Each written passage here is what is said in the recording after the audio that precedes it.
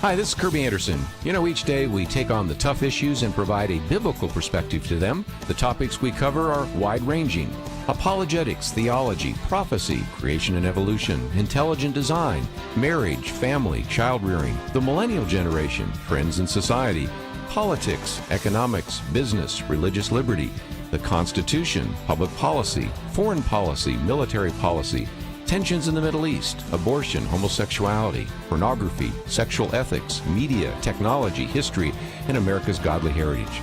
We talk about anything that affects your faith, your family, or your freedom. So don't go anywhere, because Point of View starts right now.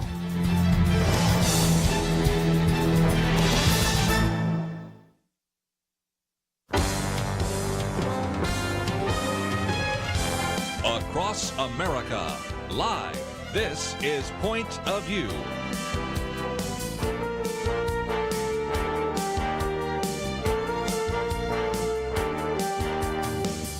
And now, Kerby Anderson. If you listen to Point of View any length of time, you know how we talk about different generations. I've written books on the subject of the baby boom generation.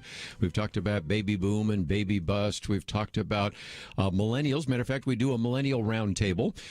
Certainly, Chelsea Yeoman will be conducting another one of those very shortly. And then since then, we've also brought in an expert that talks about the so-called iGen generation. And so, as we so often do, we try to explain some of these generational cohorts and some of the similarities between them, and then some find themselves kind of in the cusp between the two. So there's certainly a number of things that we've talked about over the years, and one of the things I thought you might enjoy most is not only to understand those generations and what their particular attributes are, but how do we address their particular needs and communicate to them? If you're in a business and you have individuals along different generational lines, they may perceive the world differently. They may hear your instructions differently. If you're in a church, and I suspect most of the listeners are in church, you have different multi-generational churches, and you recognize there is a difference there as well. So that's why I want to spend some time talking about this book, Sticking Points.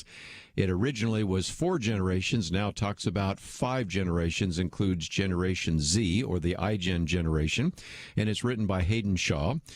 He is an individual that has been researching this and helping clients deal with some of these generational differences for some time. Individual that has been at all sorts of different workshops. He's kind of a leadership guru. We have information about him in a variety of different places. If you go to his bio, it links you to mygenerationalcoach.com. Also have a link that's on our website, peopledrivenresults.com. And so, Haydn Shaw, thank you for joining us today here on Point of View. Thanks for having me. Might just mention that in your preface you say at least once a week you have somebody say, when are you going to update Sticking Points? Because you don't have a Generation Z. Well, this new book has that. And it does show you how things have changed, because I think the first book came out, if I remember, about 7 years ago. And in 7 years, you're having people want you to change all sorts of different aspects of the book. So that's, in some respects, why this book has got this new cover, doesn't it? Kerby, the other reason this book has this new cover is one of my millennial children is a graphic designer, and he said, Dad, the phone on the first cover looks like an iPhone 4. Nobody my age would pick up this book. You've got to get a new cover. That's so good. So, let's see if we can give the generations a little bit. You know, we talk about traditionalists and baby boomers. We talk about Gen X, Gen Y, Gen Z. Can you kind of sort that out for us for a few minutes? Because if nothing else, that might help everybody kind of figure out which groups are where they fit. And then as you start talking about some of their attributes, they can see whether or not they fit those or whether they are very different than some of the people in their generational cohort. Well, first of all, can I just say I appreciate 2 things. First of all, that you recognize that Gen Z and iGen are the same generation, and, you know, not everybody who interviews me does. And secondly, that cohort groups are kind of the technical term as opposed to generations. Well, that's good. And so it's just exciting to talk with somebody who knows the language. And so traditionalists, that group of people who, were born 1900, although many of them have passed on through 1945. And then the baby boom, of course, after World War II, there was a surge of births as Johnny came marching home. And in 1946 through 64, most people agree around baby boomers. Now, Gen Xers, or baby busters, was kind of the original name in contrast to the baby boomers, as you already mentioned, 65 through 80. Now, I go a little longer on Gen X than some researchers do. Some people put them in 1976, 1977. I stop them in 1980, and then millennials, 81 through 98, and then Gen Zs, born after 98. And I think that fits very well. And that's kind of the way we've used that as a presentation. And the other thing I love about your book is the cuspers, because having had a daughter, for example, born in 1979, she's not really necessarily a Gen X or a millennial. She's sort of in the cusp. And I think you also can identify between millennials and Gen Z. Some people cut it off at 95, others at 98. So Right. there are some very important aspects. Frankly, just the first chapter of your book is worth the price of the book. But let's get into the real reason why you wrote that, and that's why you call it the blue screen of death. Now, those of us that have computers, and I imagine most of our listeners do, although I do have some listeners that say I stay away from computers as much as I can, the Right. blue screen of death is, well, when everything's gone wrong, and you call that the difficulty of leading 5 generations. Some of our listeners have businesses or organizations or corporations that have maybe most of those generations. Many of our people go to churches that are multi-generational churches, and trying to lead everybody is like trying to herd cats, isn't it? Well, that is a very apt description of it. Yeah, the good news, at least in a business, is you pay people to be Yes. at least pleasant with each other across generational differences. Although, Kerby, the World of Work, Ronstadt's World of Work's international survey discovered that the different generations in the workplace spend only 45 minutes with each other. Wow. Unless they're sitting next to each other in a meeting or such. When it comes to time that they're given the ability to hang out, they hang out by generation, and it's not significantly different than that in churches. Now, ironically, I wrote a book about 5 years ago, time flies, called Generational IQ. Christianity Isn't Dying, Millennials Aren't the Problem, and the Future's Bright, where I talk about, research around how does generational research help people in churches understand their church, their family, and even spiritual growth and temptations from a generational perspective. So in that case, we went into more depth on how definitely 4 or 5 generations in church is the first time we've ever had to deal with that. And, we usually get good at dealing with something 20 or 30 years later, but it takes a while to practice at getting all those generations playing nice in the sandbox. Talking with Haydn Shaw, and again, the book is entitled Sticking Points, and it is published by Tyndale. Should be able to find it in your local bookstore, but we have a link to his website. Of course, we have information where you can get it both in hardback and Kindle. And I think since we're getting close to a break, let's maybe after the break get into the sticking points, because we've talked about 5 generations, and if you have the old book with that phone on it, that will say 4 generations, but now this one includes iGen or Generation Z, which whenever you want to use it. And most importantly, we're going to talk about these sticking points, and there are 12. So we've already given you something you can number 1 to 5 if you would want to do so. And I know some of you actually listen to this program and take notes or go back and listen to it again. And so 1 to 5, of course, will be the traditionalist. Then number 2, the baby boomers. Number 3, the baby busters or Gen Xers is probably a better way to call them. And then Gen Y would be millennials. And then finally Gen Z. And those would be the 5. But when we come back, you could number 1 to 12, because we're going to talk about these 12 sticking points. And they can be very significant in terms of communication and loyalty and meetings and policy and training and even the work ethic and things of that nature. And if you have not seen this, then you probably haven't been interacting with people of multi-generations. Most of you have, and you might get some great insight from Haydn Shaw. So we're going to come back and continue our conversation with him, and then we'll open up the phones in case you'd like to join the conversation. 1-800-351-1212. We'll be right back.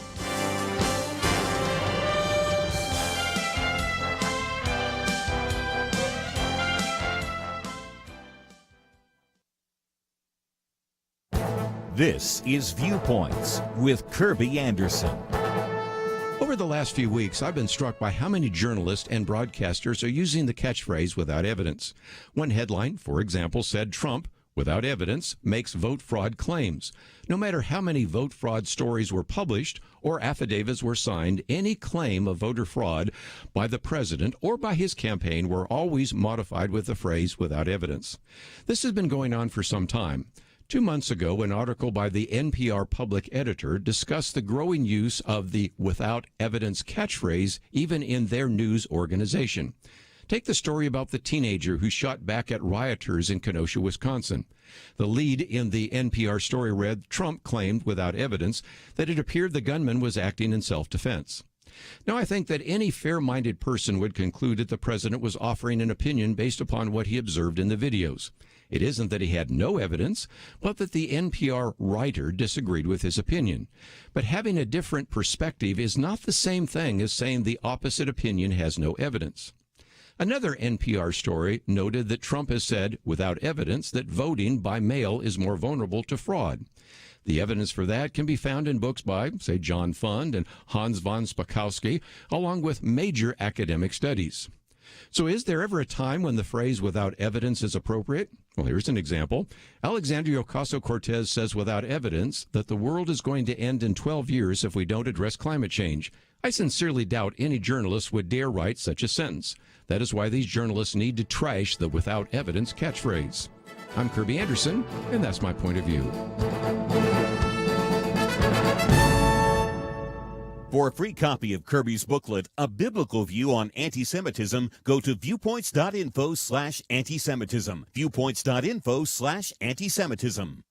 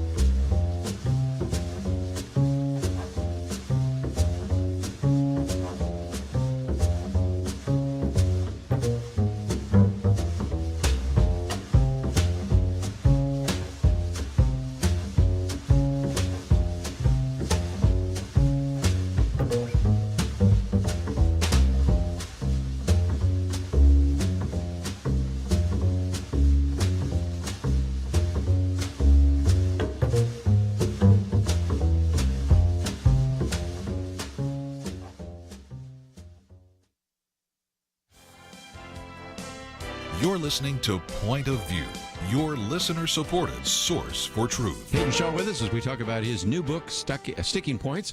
Of course, you have the old book, which has the old phone and then the so-called new iPhone for 4 generations. This one is just out, and it has the 5 generations, includes Gen Z.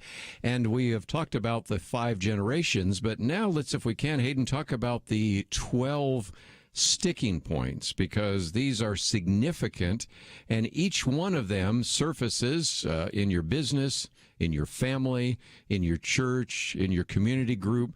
And so it's really important to understand that sometimes generations view issues like communication and work ethic and respect very differently, certainly dress code. So talk about those if you might. You bet. You've done a great job, listing off half of them. And so let me just go through them in order real fast. Communication, decision-making, dress code, as you mentioned, feedback, different views of fun at work, knowledge transfer, loyalty, meetings, policies, respect, training, and work ethic. A sticking point is anytime we answer the same question differently. Let's take an example outside of work.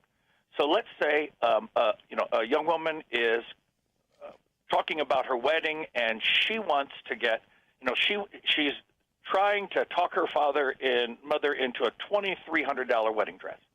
But she also mentions she wants to wear flip-flops. Yes. At least at the reception, if not in the service. And her dad's like, no. If you're going to get a designer dress, you are not wearing flip-flops. To her, it just makes complete sense that you would wear flip-flops. And I mentioned it to my daughter, and she's like, well, of course I'm wearing flip-flops, at least at the reception when I get married. Whereas to him, it's like, if I'm spending this kind of money, you can get married at something off of eBay for $200 if you're wearing flip-flops. Generational sticking, same question, completely different answers.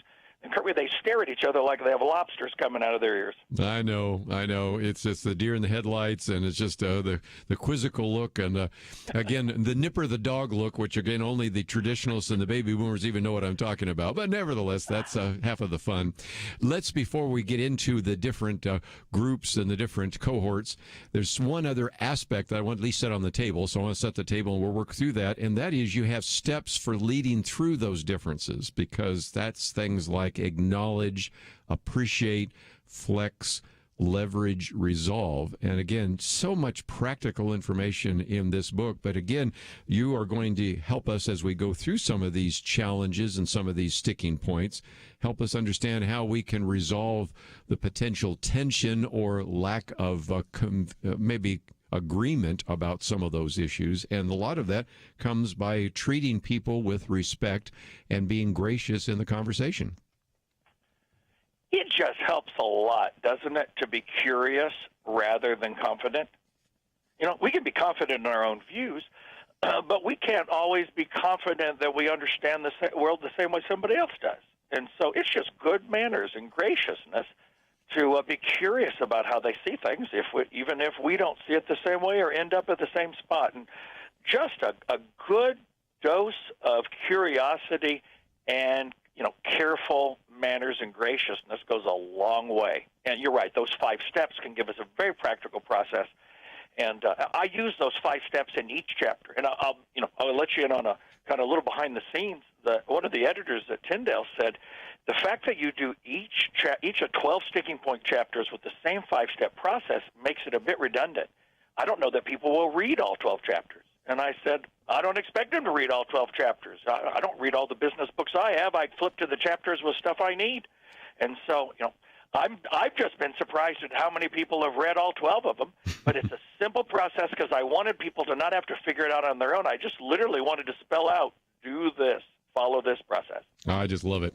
It's step by step. And before we get to those sticking points, let's, if we can, since you have 4 or 5 chapters, actually, chapters 4 through 8, looking at these groups, just give us a little more detail about some of those, because after all, you took the time to write 5 chapters on everything from traditionalists to baby boomers to millennials. So what should we know about each one as then we get into those sticking points? I'm so glad you asked that rather than jump right into the sticking points, because really the secret to being gracious to other people is, and understanding why we answer the same questions differently, why they're sticking points, is to understand, what shaped each of the generations and made them age cohort groups. Why they're a cohort based on when they were born as opposed to other things that make people similar. And so take traditionalists, for example. My grandmother, when she finally passed, they went into that farmhouse in Indiana, and in that cellar, they pulled out 2.3 billion Cool Whip containers that she had saved because they'd been through the Depression, and they may not have food, but they were certainly going to have a container to put in what they That's did right. if we ever got into hard times again. And again, affected by the Great Depression, World War II. They were in the process of moving from the farm to the city. And so, again, about 22 million individuals, most of them are passing on, but not exclusively. Those are all those born between, the beginning and all the way to the end of 1945. So those would be your traditionalists. But then after World War II, you had this enormous baby boom, 3 million births each year, then 4 million births until 1964, and 68 million individuals part of the baby boom. And I might just point out, Haydn, that you talk about their names, their key events, their music, their top television shows, especially when you talk about the baby boomers and following, what makes the generation unique. And so in some respects, what else do we need to know about the baby boomers? I think the most important thing to know is that because of that move from the farm to the city that you just mentioned, traditionalists had a lot of kids. And earlier traditionalists had a lot of kids. There were a lot more traditionalists than children. And then the traditionalists who moved to the suburbs and cities, they only had 2 or 3 kids. They had fewer children. And because they had fewer children, there was a lot more attention and expectations placed on them. So the baby boomers had a lot more expectations and frankly, a lot more stress. They've been 6% less happy than the other generations their entire life. Isn't that amazing? Let's keep it moving, because then you have the third one, and that's Generation X from 1965 to 1980, and sometimes called the Baby Busters, but again, about 65 million of them. And again, you go through some of the key events, television shows, and those kinds of things. They were now starting to play video games, so there's a couple other things that are very unique about the Generation X, because in some respects, they kind of got squished. They also were the first generation to see just a skyrocketing number of divorces. But what else do we need to know about them? The economy began to bounce up and down. So whereas the boomers had, Tinkerbell sparkling pixie dust at the end of the, Wonderful World of Disney every Sunday night, on the other hand, Gen X, they had Bart Simpson and The Simpsons as their longest-running show. And so it just gives the contrast of high expectations versus, Xers having economic ups and downs. A whole lot of jobs here in the United States and Canada went to other parts of the world, and there just wasn't the same expectations that the future was going to be as bright and the economy is smooth. And so all of that, as well as divorce, factored into them being a little more cynical and actually favoring comedy that was a bit more sarcastic and tongue-in-cheek. Sure. Millennials from 1981 to 1998, for example, if you want to use that particular cutoff, about 82 million. And again, very influenced by a number of things that took place in that. Very significant parental involvement, snowplow parents, helicopter parents, those kinds of things. Also the consumer age, and even more influenced by things like the digital technology, which, of course, is even more significant when we talk about Generation Z in just a minute. Well, definitely. And I think a key thing that's in the cutting edge of generational research is life stages. And so we emphasize that even more in this second edition. So the millennials were the first generation to have a significantly longer emerging adulthood, the time between they graduate from high school and then they move into early adulthood. Now that the average age of marriage is 30 for men and 28 for women in the United States, and has been for a couple of years, it's an extended time between adolescence and early adulthood that sociologists have identified over the last 15 years. And the millennials are the first generation to have a longer number of years. Boomers had 4 while they were in college, if they attended college. But millennials frequently have, 7 to 8 years of emerging adulthood. And so as a result, there's just a lot more freedom. And I did a TED Talk called "Well, Half of What You Heard About Millennials Is Wrong." And a lot of the negative characteristics that get placed on millennials are actually a product of this new life stage. It certainly is. Let's take a break, and then we'll continue our conversation with Haydn Shaw. We'll also finish off Generation Z in just a minute, and then we'll get into those 12 places where they come apart. We'll see if we can cover at least a few of those and give you some insight from this book, Sticking Points, published by Tyndale. Look for it in your local bookstore. We have information about it on our website. We'll be right back. Every day is a celebration. Now, introverts will be glad to know that today is National Personal Space Day.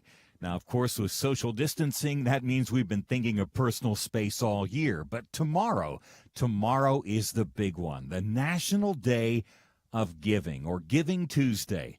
I don't have to tell you that 2020 was full of challenges, but every challenge is an opportunity. Point of View Radio helps make sense of the turbulent times in which we live, an era when media bias and censorship has often left us wondering who and what to believe. That's why more people are turning to Point of View as a source of information they can believe and depend on. Show how thankful you are for Point of View by joining the celebration. Giving Tuesday. It's tomorrow. But if you want to get a jump on things, we don't mind. Visit pointofview.net/donate or call 1-800-347-5151. Keep the impact going as we head toward 2021. Pointofview.net/donate and 800-347-5151. Point of View will continue after this.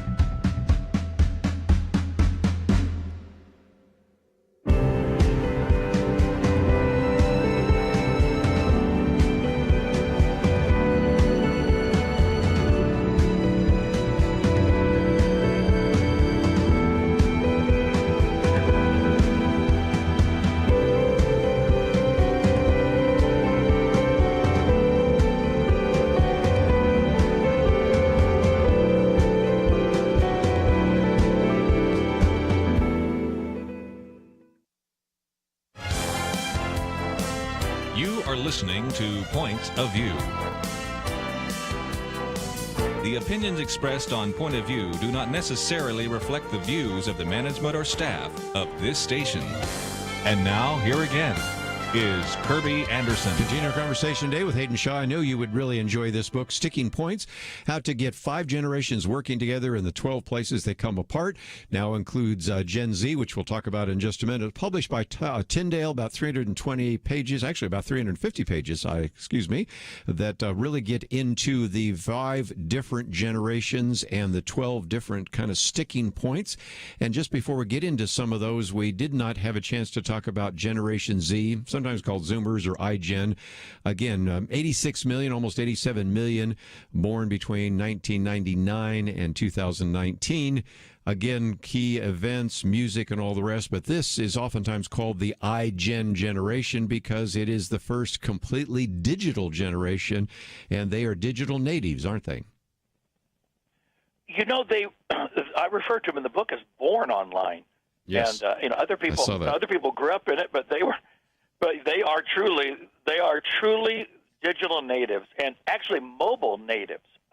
Yes. Many of us, I wasn't. I'm too old for that. I took a typewriter to college, but Gen X, many of them were native. Were native to it, not necessarily born into it, but they weren't born into the mobile. So that has some real implications for organizations. You're gonna need to design for the mobile phone first, and then for your website. And that, for a lot of us, has been a kind of a change and a shock to the system.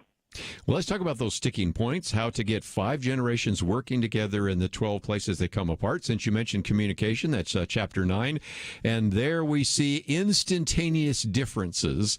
I remember when we, years ago on this program, since I've been doing it for, actually a third of a century now, we used to talk about some of the surveys talking about how they communicated by text. And up until that time, nobody had even mentioned the word text because after all, it was usually by phone or it was by email. But the way they communicate and the way they think in terms of generations is very different. Can you explain that for us? Oh, well, certainly. The older millennials would still use email. Younger millennials, people, in their early 30s and younger, they almost never use email unless it's to a boss or to an older relative who's using it. And so there are just some differences about what people prefer to use. Gen Z has 5 to 6 different online personas where they have different groups of people they invite, right, and they share different kinds of content with them. Whereas, baby boomers grew up in the heyday when we were very optimistic about what would happen online. And it was such a wonderful thing, whereas Gen Z, they've grown up seeing the dark web and seeing how, information is used against you. And if you post too much, it'll be misunderstood or cause problems. And so they carefully curate their identity. And so just very different ways we use technology and communicate. Well, and again, in terms of communication, the traditionalists would write a letter. Even some of the older baby boomers write a letter. Some of my younger ones don't know. The other day when I was doing the Millennial Roundtable, I said something about a checkbook, and somebody says, "What's a check?" And he was only half kidding, Whereas millennials, they'll send a text message. Vowels are optional, you point out, which makes some of my English teachers' teeth hurt. But nevertheless, it's just an unbelievable, the very different ways in which communication is taking place. And again, your goal here is to help us understand that those are differences, and for nothing else, to say to parents out there or grandparents out there trying to communicate to your son, daughter, grandson, granddaughter, if you send them an email, you may wait a month before it gets a response. You send them a text, you get a response instantaneously. So some of this isn't just helpful for the corporate world, it's helpful in terms of just basic communication within a family, isn't it? Kerby, I always joke with my younger groups, and you may talk about this in your roundtable. If you want to make $1,000 a minute, next time you're with your grandparents, take your phone, shut it off, not just mute it, but shut it off so they can see it shut down, place it face down and slide it into the middle of the table, and then have a 45-minute conversation with your grandparents making eye contact. They will call their lawyer on Monday morning and change the will. You'll make $1,000 a minute because they want to know you can communicate the right way. It's so good.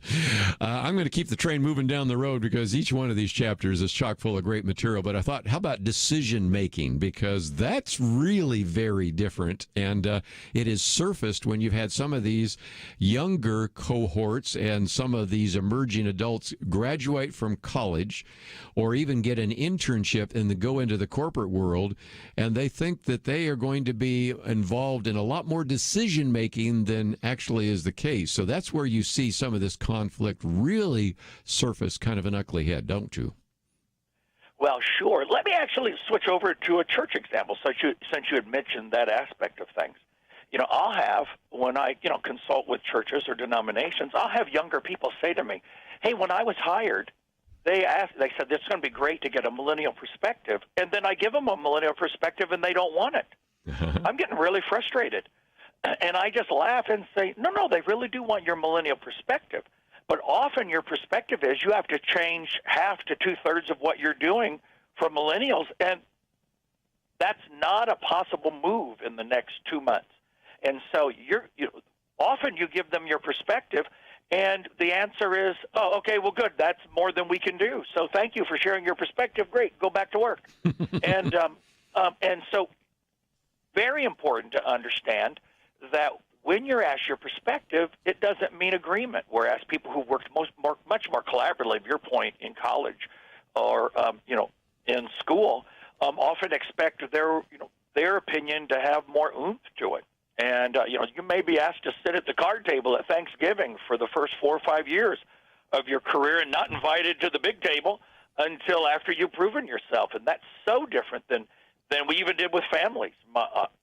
I always joke that my father, here was the sum total of the discussion we had growing up about our vacation. He would wake me up and go, get in the car. That was the sum total of our dialogue. Some of us have been down that road for sure. Again, the book is entitled Sticking Points. Haydn Shaw with us. We also not only have a link to his website, but Facebook page, Twitter post, and all the rest. Let's catch one more before we take a break, and it's one that I know people will appreciate, dress code. You gave us an example from weddings, but in some respects, this whole dress code is really significant. And if there is a generational difference, you can certainly see it in how different generations feel is appropriate to dress in the workplace, going to church, just hanging out, right? Let's go back to weddings and go to the reception. I remember I was attending a wedding reception, and you could watch people come in by generation. The grandparents came in, and he wore a jacket, and she wore a dress. The parents came in, and he had a polo, and she had on, it was summertime, so she had on slacks and a sleeveless top. The parents did. The ex-relatives came in jeans, and the millennials were in with flip-flops and shorts. And you could just watch it roll in, the bridal party. You could watch it all roll in by generation at this event. And you see it the same thing in church. You just literally see it by generation. And people will joke with me. They'll go, oh, hey, the best way to understand our church is by what the pastor wears when they do the service. And ours wears long jeans but untucks, or no, ours wears short, and sandals. And so you can literally tell kind of the vibe by asking the dress code question, because it sends important signals to who's welcome and what we're trying to accomplish. And one of the things that you do talk about is, in order to have a conversation, sometimes you can just simply point out the obvious, and that is if in some employees you don't want to be wearing flip-flops because you could lose a toe or a variety of other things that might happen. So sometimes the conversation doesn't have to be generational. It just has to be occupational safety or whatever it might be, or the presentation that this particular company or business wants to portray to the customers. So in some respects, you do have an opportunity to use just basic common sense to talk about some of the dress code issues, don't you? Sir, if we got time now, let's do it. If not, let's talk about it as soon as we get back from break. But in the book, I talk about 4 things.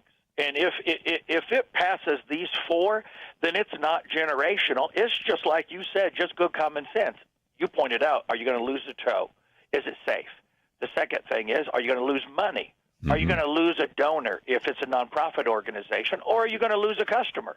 If you're going to lose one of those four things, it's not generational. If you're not going to lose one of those four things, then you're having a generational conversation, and that very practical difference can solve a lot of useless tension. Very good. Let's take a break, and then we'll come back and pick out a few others. Again, I think you're going to find the book very helpful as we talk about these 12 places where sometimes generations come apart, but we wanted to talk about all 5 generations. We do this on Point of View on a regular basis. That's why you knew that we would certainly want to cover this book, and we'll certainly cover it with our next Millennial Roundtable, which we need to rename because, of course, one of our experts is a millennial expert. One is kind of an iGen expert, but we'll still kill it the Millennial Roundtable for now. And we'll come back and talk a little bit more with Haydn Shaw about the great insights in his book, Sticking Points. We'll be right back.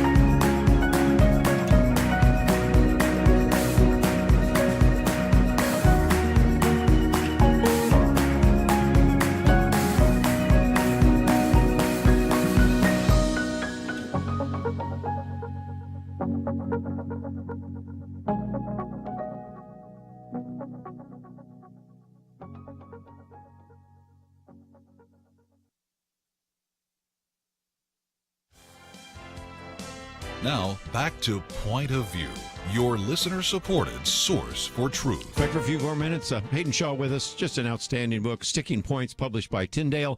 As we've mentioned before, about 360 pages and just great material. But I thought we might talk about one of the chapters that was helpful for me and is something that took me a while to recognize, and that is feedback. Because the older generation sort of just keep working, and if you mess up, then the boss will tell you. And I've got at least one millennial that just all the time wants to know, how am I doing? How am I doing? How am I doing? There are times you just want to go, you're doing fine, okay, but you just want, you want to score, you want to be clear, you want to make sure I need emotional support. You got to kind of hold my hand all the way through it. And I began to realize that's just a need that he has, and it wasn't just necessarily just from an emotional deficit from his family upbringing. It's just the way in which he was looking for all sorts of affirmation, each step along the way. But if you're used to just keep your head down, work hard, and if you mess up, the boss will tell you, that is really a very significant generational difference, isn't it? Well, you have illustrated it so well. That's how older generations often think is, why are you asking for this much feedback? What was missing in your upbringing? And younger generations have been coached all their life. If I had trouble with math, I was supposed to try harder. Maybe I went and talked to the teacher. When my kids had trouble with math, they got a tutor. Mm-hmm. And specialists in doctors, specialists in psychology. If you needed help, you went and talked to somebody about it. There was, you pay somebody a little money and it helps your kid put their portfolio to get into college where it's more competitive. So they had a whole team behind them as opposed to figure it out on your own. And so, you got Gen X latchkey kids that are walking home with a key around their neck and put the casserole in the oven and have to take care of their own homework till one of their parents can get home. You got Gen X managers with millennials. Millennials are saying, hey, can you give me an example of a letter you've sent out like that? It was an example I was questioned about. They want a sample of a letter before they send it out. It's like, write it yourself. If I had a sample, I'd send it out myself. Why do they want a sample? Because they want to know you've already done this. Give me the cheat codes to video games. Give me the secret tricks. Give me the hacks. Give me the inside track. It's just, again, incredible. Another one I want to pick off real quickly is loyalty, and I picked that up when I started speaking, especially to some of the high-tech groups, some of the people that worked at places like Cisco Systems or Texas Instruments, and I began to pick up something very interesting, and that is, especially in that field, but now probably for the entire generation, hopping from one job to the other was almost essential because you would learn certain skills in one area of computer programming, and you'd get it somewhere else. The traditionalists out there say, you work for General Motors and General Motors will take care of you. You may have the same job the rest of your life. That isn't even possible for the younger millennials, Gen Zs, is it? Because actually staying in the same place, as you say, for 10 years might be the kiss of death for your particular career. You summarize one of the big points I make is that I'd say there's one other piece to it, just to add on that, because you said it so well. When we're older, we move around less than when we're younger. So baby boomers moved 11 different times in their career, changed jobs 11 different times. They just did most of the job changes before 35. Millennials do most of their job changes before 35. Gen Z will do most of their job changes before 35. They'll just do it. They'll do more of them, and they'll have more as their career goes along, understandably. So that's all changed. The point of it is it's not that different. It's different, but it's not that different than it was for boomers. It's just that when we're 55, we forget what it was like when we were younger, and we're like, what's wrong with kids these days? The very same thing traditionalists were saying about us. And to your point, I was really surprised when researching the book. I didn't realize that age discrimination laws didn't exist in the United States until '69, and therefore large companies would not even hire you if you were would interview if you were over 40 years old. So it's not that traditionalists were so loyal; it's that they were caged. They didn't have a lot of job options once they got older, and it was a sign against you to have more than 3 jobs on a resume in their world. Whereas it's a sign against you to not have 3 jobs on your resume if you're a younger Xer or a millennial. Yeah, they start to wonder what's wrong with you because you stayed in the same job. Maybe you couldn't get any other jobs. And again, I am coming near the end here, but we've talked about some of the things like decision making and communication, dress code, and all the rest. But you have whole sections on loyalty, which we sort of already alluded to, and meetings and policies and respect and training. But if you can kind of summarize this, because near the end you talk about this idea of sticking together, and really the goal of your book and the goal of all the training you've done and of your various TED Talks and everything else is to try to bring these generations together. And a lot of that comes from just understanding that these various generational cohorts perceive the world differently, but we can work together if we follow some of the principles in your book. What would you say? The very sticking points that can get us tangled up can also, the way you said it, if we'll just listen and understand how we see it differently, they give us opportunities to stick together in ways we wouldn't. You know, as I mentioned, we don't spend that much time together in the workplace across generations, and then we miss out on great opportunities. You know, it's really hard to speak to Gen Z about a product or a market if all you got is baby boomers and Xers making the decisions in the marketing department. If you're not listening to your Gen Zers on the inside, you're going to be tone deaf in your marketing to Gen Zers on the outside. And so we miss out on huge opportunities.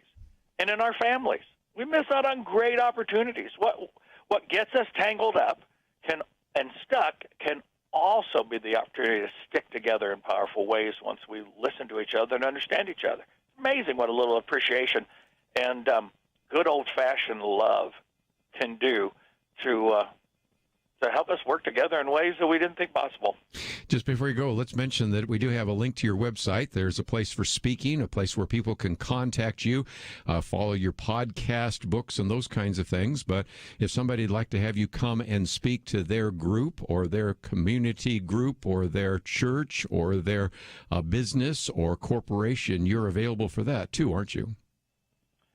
That's true, with very different costs for churches versus businesses. And so, yeah.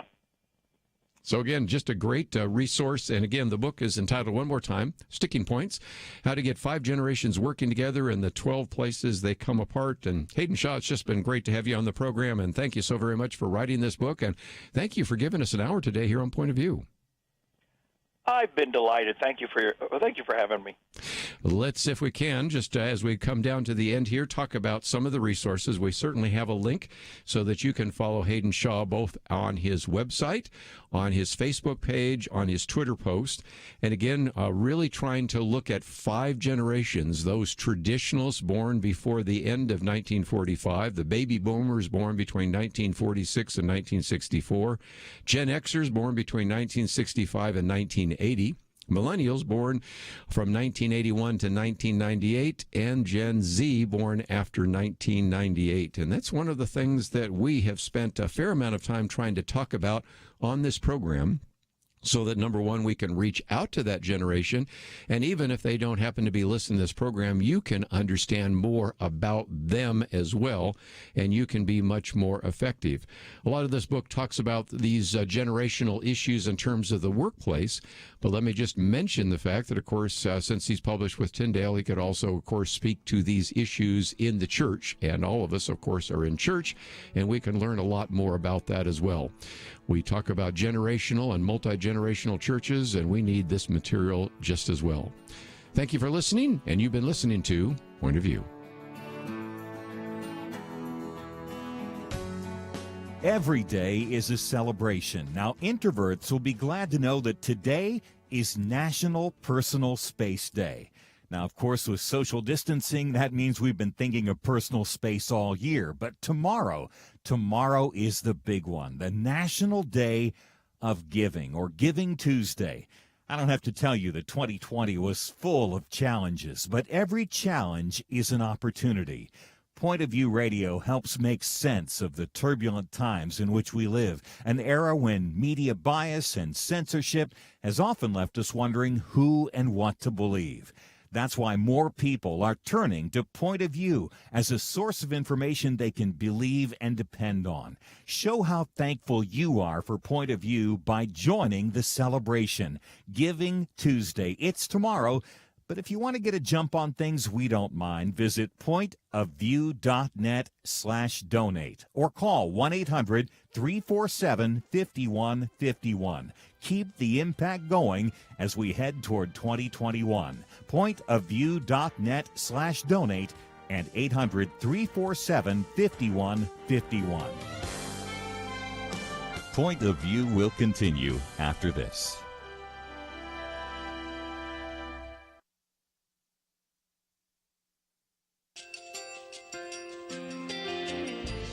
I just want to thank you so much for all the wonderful programming you have.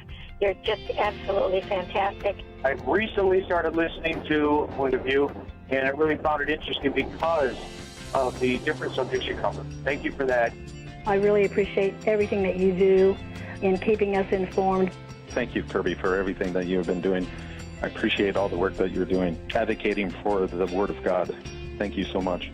Point of View, I think, is absolutely necessary because it's a Christian perspective, a biblical worldview perspective, and receive very current, up-to-date information about what is really going on, week to week in our culture, which is changing so rapidly, and yet it's morally sliding backwards. Yeah, I'm just, first of all, I think y'all's program is wonderful, and enjoy it every day. I learn so much every time I listen to it. Point of View Radio Talk Show.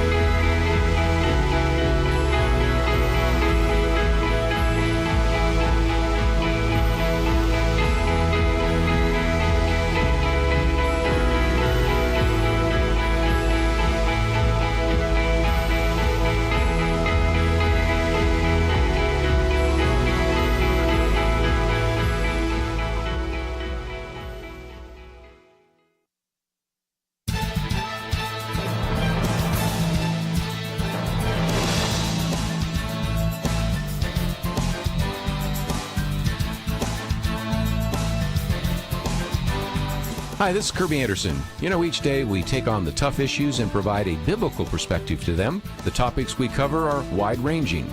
Apologetics, theology, prophecy, creation and evolution, intelligent design, marriage, family, child-rearing, the millennial generation, friends and society, politics, economics, business, religious liberty, the Constitution, public policy, foreign policy, military policy, tensions in the Middle East, abortion, homosexuality, pornography, sexual ethics, media, technology, history, and America's godly heritage.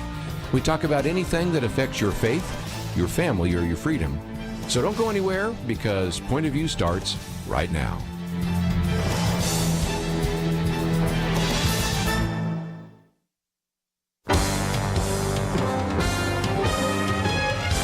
Across America, live. This is Point of View.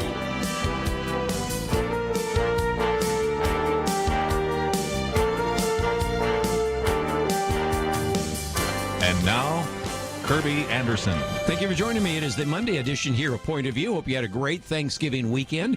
And we're going to hit it with a lot of different interviews over the next 2 hours. And this week is just going to be full of some great interviews that I hope that you will certainly benefit from. For a few minutes, though, I do want to look at some issues in the news. In particular, we've learned a little bit more about the impact that these lockdowns are having, and it is not good. And so I will certainly want to focus a little time and attention on that, because there is every reason to believe that maybe there was a spiking in the number of COVID-19 infections or even cases. We've been warned to make the distinction there, which I will. And so we will talk about that in just a minute. There has been a real call, even today, from like National Review to just end this whole discussion of the issue of the election, to end all the lawsuits. Matter of fact, the editors put it this way: Trump's disgraceful endgame. And it's only disgraceful if you don't think there's anything to it. So I want to give you again the counterpoint to that, the argument that they make that he should just give up, and the rather puzzling amount of evidence that is now surfacing by people that are actually pollsters. This piece, I might give credit where credit is due to Tim Wildman, came from an individual that has been looking at polls. And of course, one of the questions that people have been asking is, why were the polls off again? And when you start digging into why they might be off, you start coming up with all sorts of anomalies that don't make any sense, unless you believe that maybe there was fraud or there was mishandling of data. I'm not going to claim everything was fraud, but there are some anomalies that simply don't make sense statistically. So I want to give you some of that. And then we're going to spend some time in about a half an hour talking about Love Slows Down, How to Keep Anger and Anxiety from Ruining Life's Relationships. It was a book that really was appropriate even before we had the pandemic, the lockdowns, the rising suicide, the anxiety, and all the rest. But I thought it would be something that you would benefit from. Joël Malm would be with us, as he is the founder of Summit Leaders, so we'll talk about that. Next hour, as a program note, I've been encouraged to do an interview with Dr. Ben Scripture. I think many of you that listen on the Good News Network actually hear his radio program, and so we're going to talk about that issue of creation.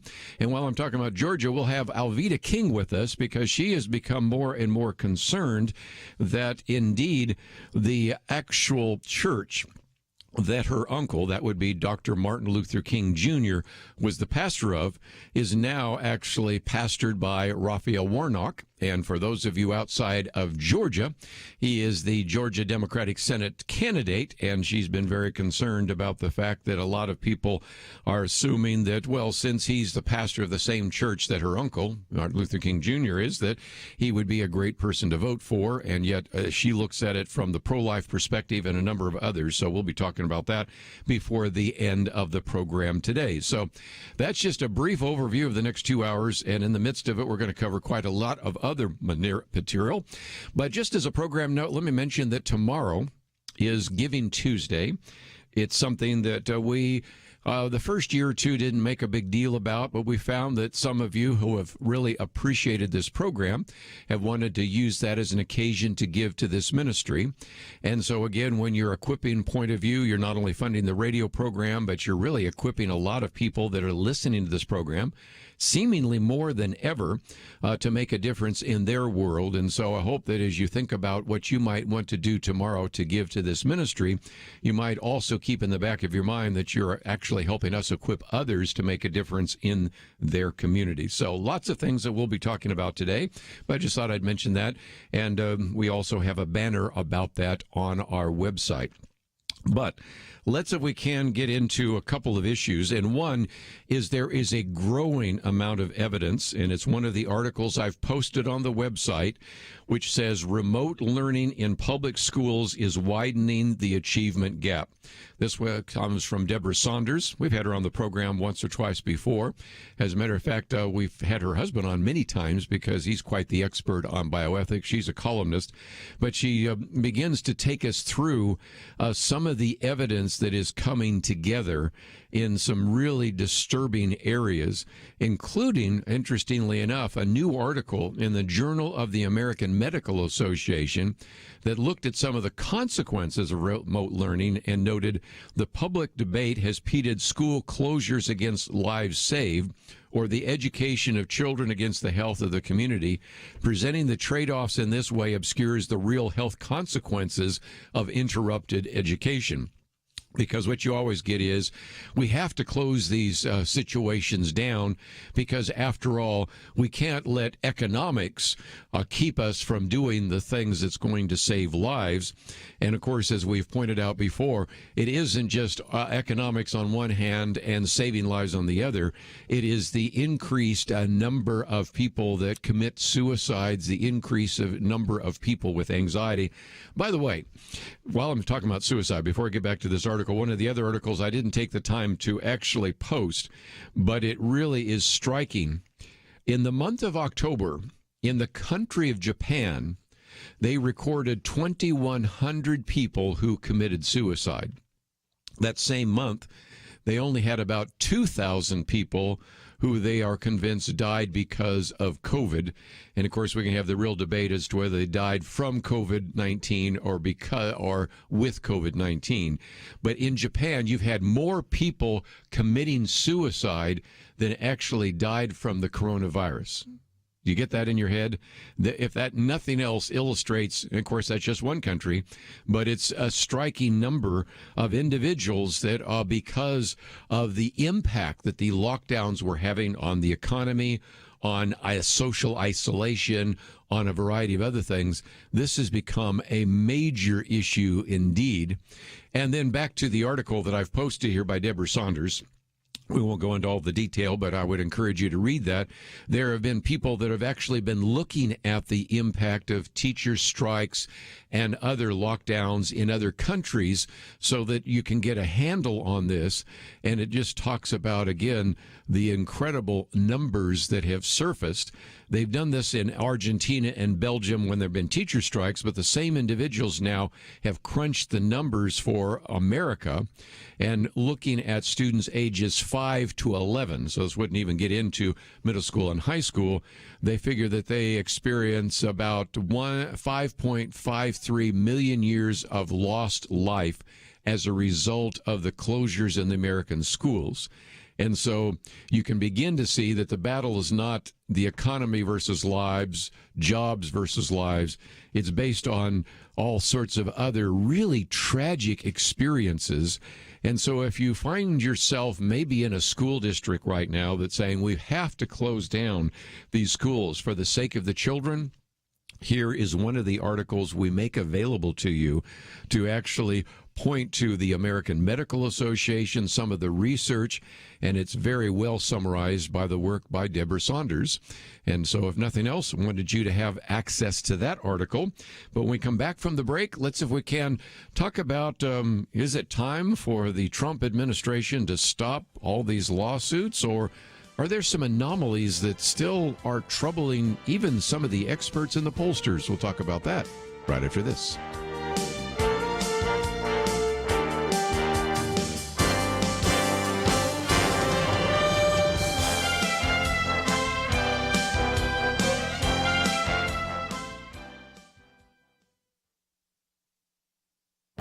This is Viewpoints with Kerby Anderson. Over the last few weeks, I've been struck by how many journalists and broadcasters are using the catchphrase without evidence. One headline, for example, said Trump, without evidence, makes vote fraud claims. No matter how many vote fraud stories were published or affidavits were signed, any claim of voter fraud by the president or by his campaign were always modified with the phrase without evidence. This has been going on for some time. 2 months ago, an article by the NPR public editor discussed the growing use of the without evidence catchphrase even in their news organization. Take the story about the teenager who shot back at rioters in Kenosha, Wisconsin. The lead in the NPR story read, Trump claimed without evidence that it appeared the gunman was acting in self-defense. Now, I think that any fair-minded person would conclude that the president was offering an opinion based upon what he observed in the videos. It isn't that he had no evidence, but that the NPR writer disagreed with his opinion. But having a different perspective is not the same thing as saying the opposite opinion has no evidence. Another NPR story noted that Trump has said, without evidence, that voting by mail is more vulnerable to fraud. The evidence for that can be found in books by, say, John Fund and Hans von Spakovsky, along with major academic studies. So is there ever a time when the phrase without evidence is appropriate? Well, here's an example. Alexandria Ocasio-Cortez says without evidence that the world is going to end in 12 years if we don't address climate change. I sincerely doubt any journalist would dare write such a sentence. That is why these journalists need to trash the without evidence catchphrase. I'm Kerby Anderson, and that's my point of view. For a free copy of Kerby's booklet, A Biblical View on Anti-Semitism, go to viewpoints.info/antisemitism. Viewpoints.info/antisemitism.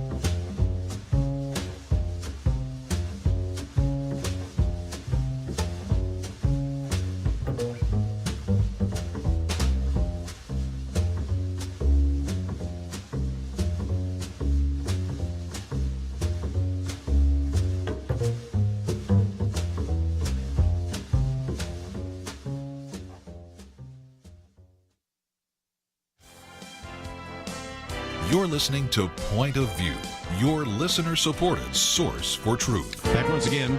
I know almost all of you would like to move on, and of course I think anybody would, but if you have some of these questions still lingering in your mind, it seems to me that it's worth finding those out, even if it doesn't change the election. I've said from the very beginning that it is going to be very difficult to prove voter fraud, or that it would have enough voter fraud to overturn the election, but I think the investigation is worthwhile because we recognize it takes place.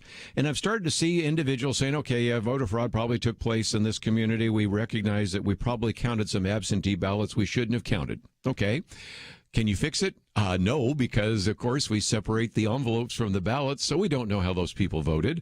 There have been more than a few jurisdictions now that have admitted, yeah, we probably allowed some people to vote who were dead, and we should probably do a better job of cleaning up the voter rolls. Well, can we fix that? No, because we don't know how the, quote, dead people who voted by absentee ballot or mail-in ballot voted. So you can't turn some of these things around, but you can surface them and recognize that that is a real danger that needs to be addressed in the future. Is that fair? That's kind of my argument. But everybody wants, at least on the mainstream press, and now even a growing number of conservative voices are saying, it's over, Mr. President, move on. And that comes today with a National Review saying President Trump said the other day he'd leave office if he loses the vote of the Electoral College on December 14th. They went on to say, this is not the kind of assurance presidents of the United States typically need to make, but it was noteworthy given Trump's conduct since losing his bid for re-election to Joe Biden on November 3rd. Okay. Again, I want to be fair to the president and recognize that for the last 4 years, there have been a lot of people saying that he won because of collusion with Russia. I have on a number of occasions reminded us that you go back to 1960 when there was really pretty good evidence of some electoral misdeeds. And yet, nevertheless, at that time, candidate Richard Nixon said, I'm not going to challenge what's coming out of Cook County or a number of other places. John F. Kennedy is the president. And that was the end of that. And nobody had any concerns about that. I don't know of any Republicans that called John F. Kennedy an illegitimate president. But on the other hand, I can point to all sorts of people that, for example, pointed to George W. Bush in 2000 as an illegitimate president time and time again. Hillary Clinton even said he was not elected, he was simply selected. And it wasn't until the other day that I'd forgotten this one, but Ann Coulter talked about the fact that for the first almost 6 years of Ronald Reagan's administration, there were investigations in Congress to determine whether or not somebody in the Reagan campaign had colluded with the Iranians to release the American hostages from Tehran only after the election.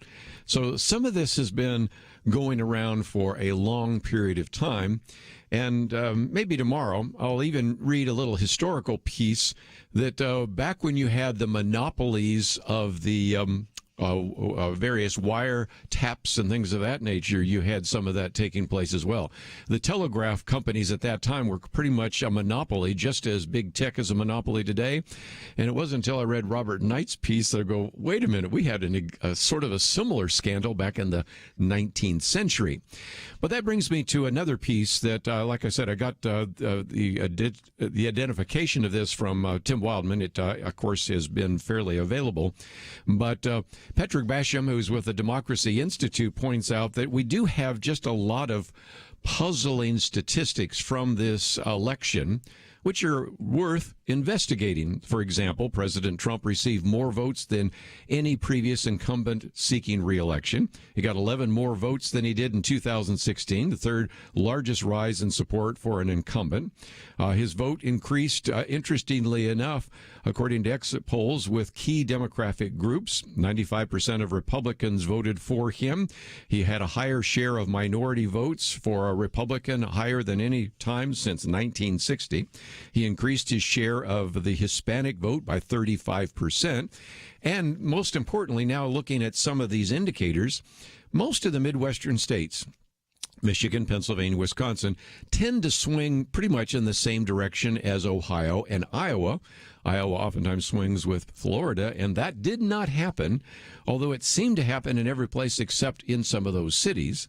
And then more importantly, you have the fact that on the other side, Joe Biden actually, though he won more votes nationally than any presidential candidate, he had a record low, only 17% of counties. So that was kind of intriguing. He won, for example, 524 counties opposed to 873. But the one anomaly that's worth mentioning is one that pollsters have been trying to use to evaluate how accurate their polls are, because there's a comparison oftentimes done between polls and what are called non-polling metrics. Now, I only have a few minutes before we go into our next interview, so I'll try to make this simple.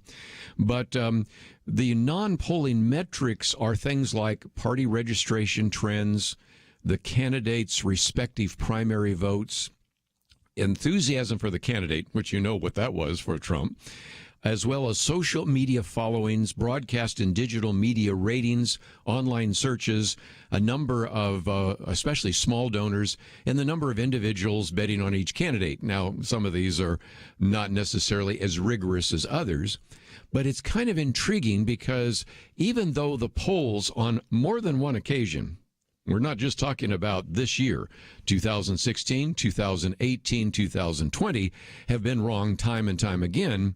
The one corrective has always been that some of these non-polling metrics indeed have shown something very significant. And so as a result, what David Basham points out is despite poor recent performances, media and academic polls have an impressive 80% record predicting the winner during the modern era. But when those polls err, and that's been the last couple of times, the non-polling metrics never do. They have had a 100% record in predicting who is going to win the presidential election. And yet, every one of those non-polling metrics forecast Donald Trump's reelection.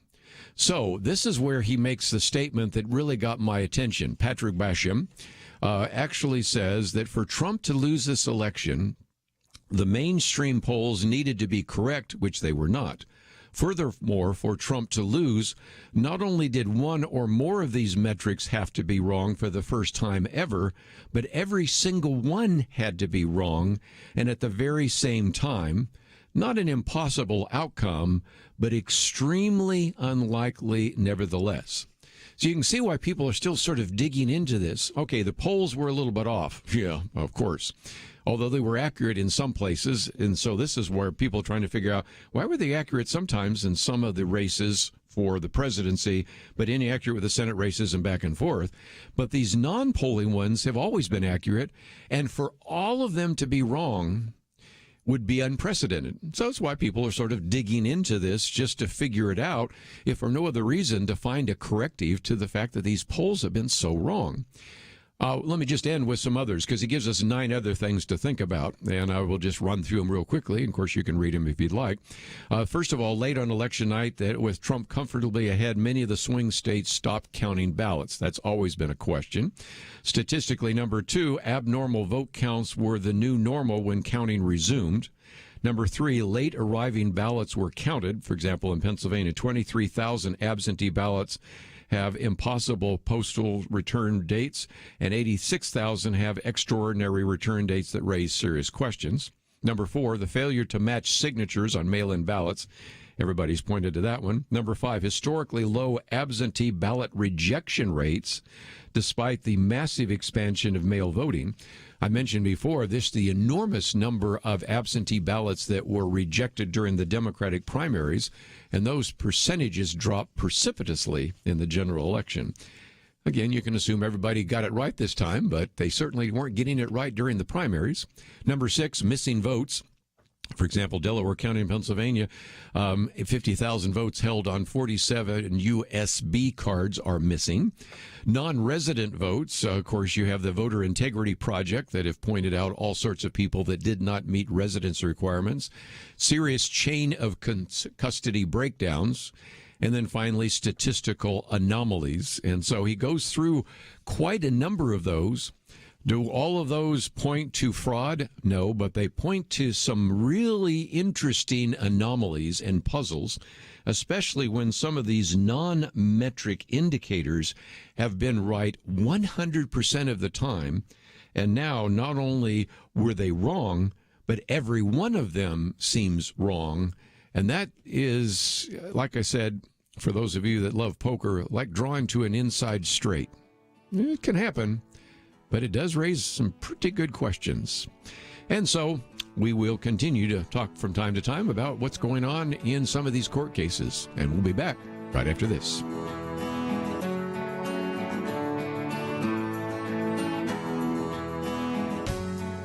Every day is a celebration. Now, introverts will be glad to know that today is National Personal Space Day. Now, of course, with social distancing, that means we've been thinking of personal space all year. But tomorrow is the big one, the National Day of Giving, or Giving Tuesday. I don't have to tell you that 2020 was full of challenges, but every challenge is an opportunity.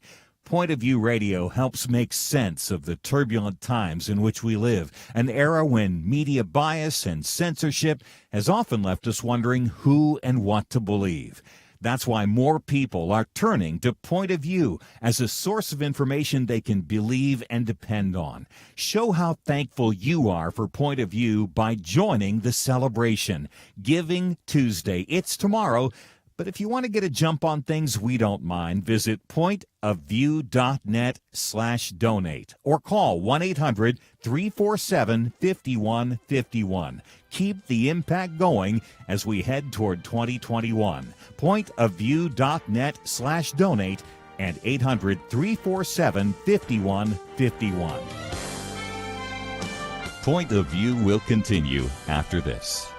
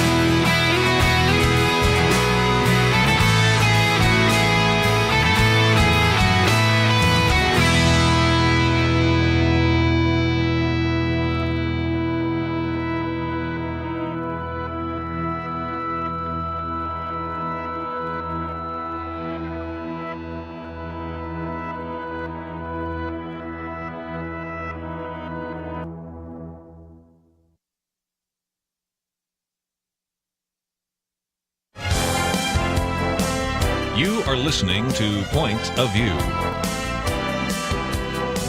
The opinions expressed on Point of View do not necessarily reflect the views of the management or staff of this station.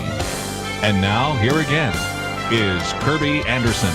You know, when we talk about some of the challenges we're facing right now with the pandemic, the lockdown, the sense of anxiety. Sometimes, as we've also talked about, the issue of anger, especially a lot of young men are angry. This is an issue that we've talked about so often here on Point of View. So we wanted to spend some time talking about a new book that I think you would really appreciate, Love Slows Down, How to Keep Anger and Anxiety from Ruining Life's Relationships.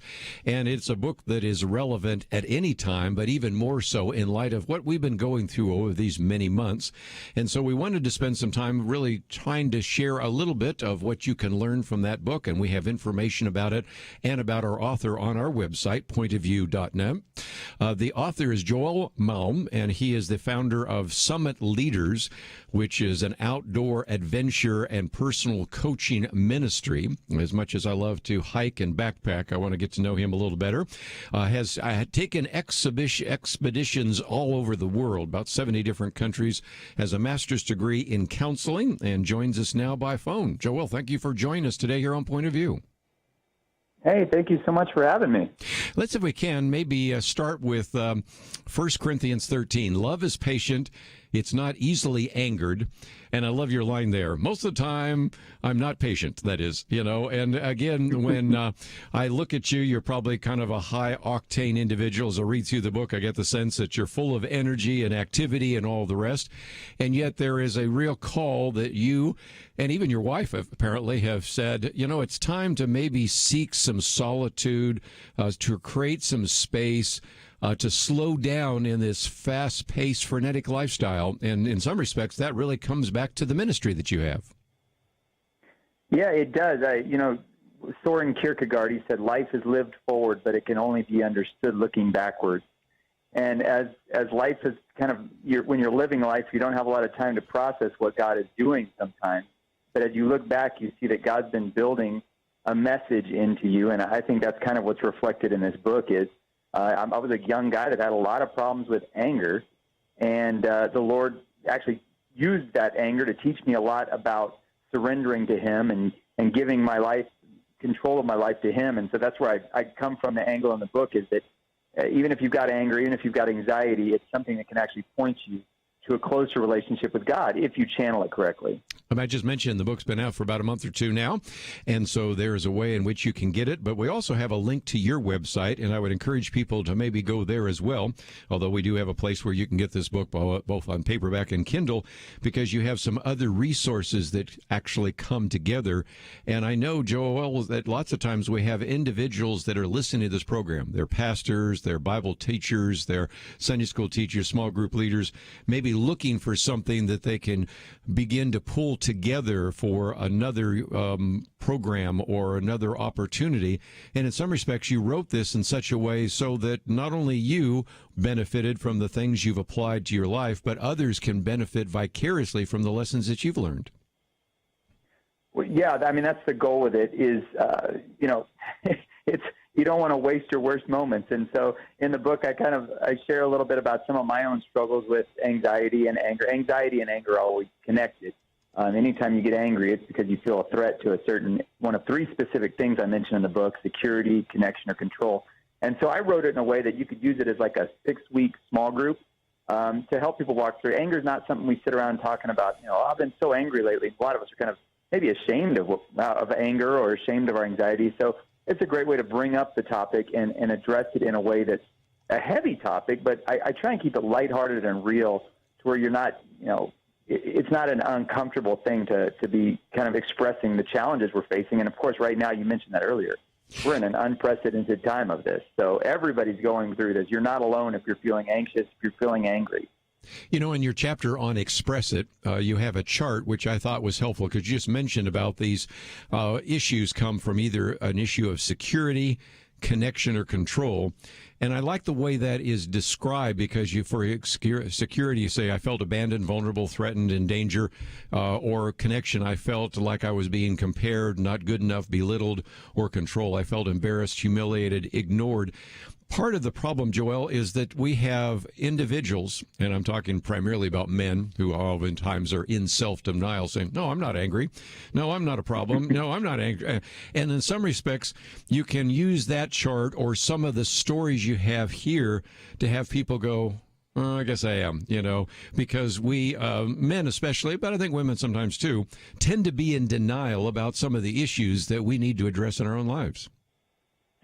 Yeah, I mean, it's a natural thing. We uncomfortable emotions, we kind of try and push them away. And one of the things I talk about is the importance of recognizing the different faces of anxiety and anger. For some people, anger shows up in explosions, but it only happens every 7 or 8 years. They just blow up, and then they feel great afterwards. But it's still, the anger's still been building, and just because you're ignoring it, it doesn't mean it's not impacting you. Other people use anger in passive-aggressive behavior as a form of anger. There's the people that use silence as a form of anger. Well, I'm just, as Christians, we say, well, I'm just trying to not say anything foolish and guard my tongue. Well, maybe you're using silence as a weapon. So there's some things you have to come to face with if you want to really deal with it. And hey, again, it's uncomfortable, but I love something. Thomas Kempis, he said, a humble knowledge of yourself is a surer way to God than a deep search after learning. And if you're willing to admit these negative feelings, these emotions, you try to maybe push down anything, oh, I shouldn't be feeling these things. Christians don't feel these things. Well, they are what they are. Pushing them down is not going to do anything to alleviate it. But what you can do is recognize the emotions, recognize that there's something you need to present to God, and it's that, you crucified with Christ, I no longer live. You're going to take those emotions, and instead of ignoring them, you're going to say, Lord, how do I need to submit these to you and your strength? Very good. Again, you have a whole chapter there on understand yourself, and that's something that sometimes we do need to do, just kind of a reflection. But you said something in passing I thought we'd come back to, because I think if I counted right, you have 7 types of subtle anger. You talked about some of those: silence, passive-aggressive. The problem, again, Joel, is that we have individuals that say, I'm not angry. When have you ever seen me blow up? When have you ever seen me, swear? And so in some respects, you're taking us down a road to say anger doesn't always boil up like a boiling kettle or a pot. Sometimes anger is internal and it's eating you inside, but it's there nevertheless, isn't it? Oh, yeah. I mean, there's this low-grade anger, which is really a lot of what we see in our country right now. There's a low-grade anger because we've all felt, again, anger always comes from feeling either a threat to your security, your sense of connection with others, and if your connection is your sensitive thing, you don't maybe like to call it anger. Maybe you prefer to call it frustration. We've seen as we work with people that they like to call it frustration because they've seen anger do damage to relationships. But you either feel a threat to your security, your connection, or your sense of control. Mine's control. Anytime something threatens my control, that low-grade anger that's maybe just sitting there because, think about COVID. It has threatened all of those for us. It's threatened our sense of safety and security. It's threatened our connection with others. We've been locked away in our homes, many of us. Can't go to church, some of us. And then it's also threatened our control. You've got kind of unprecedented, government telling us to do things that we're saying, hey, our government doesn't do those kind of things. And we've all felt that. So there's this low-grade anger, and it doesn't take much for it to set off. So you think about, we were fed a bunch of fear at the start of the year because we didn't know what COVID was. And then in the middle of the year, you had the George Floyd situation that caused the anger to just explode. And a lot of people say, well, that's righteous anger. But righteous anger is actually channeled correctly. So, burning things in the street is not righteous anger. So let's get honest about what our anger actually is and use it correctly. And again, like you point out, that anger is not necessarily a sin, because after all, there are examples that people can use in the scriptures about righteous anger and anger that Jesus exhibited and things of that nature. But when we come back from the break, I'd like to spend just a little bit of time talking about, well, what do we do? One of those is, of course, face your fear. But I thought we might also focus on create space, let it go, seek solitude, and a number of others. But again, what you're trying to provide here is really just an overview about what we should do and how we can address some of these issues of anger, right? Right on. We're going to take a break, and when we come back, we're going to spend some time talking about this book, Love Slows Down. How to Keep Anger and Anxiety from Ruining Life's Relationships. It is published by Salem Books, but we also have a link to a Joël Malm's website, and you can find that on our website, so you don't need to know how to spell it. And, of course, if you'd like to get some more information, of course, there are a couple of great resources. There's some videos and some other things that you can benefit from. There's a podcast and even a way in which you can sign up for a weekly encouragement that you will receive from him in your inbox. So there are all sorts of great resources on the website, pointofview.net. And if you'd like to know more about Summit Leaders, there's a link there as well so that you can find out some other ways.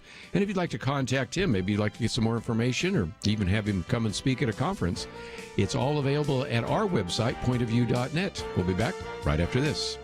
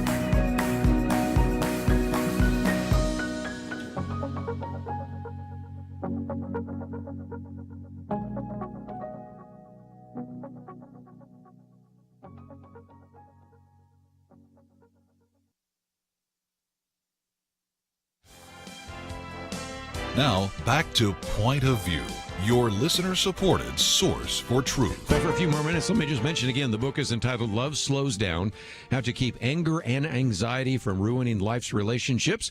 We have a link to Joel's website as well as information about this. You may be able to find it in your local bookstore. It came out early September, but if you can't, we certainly make it very easy for you to get as well.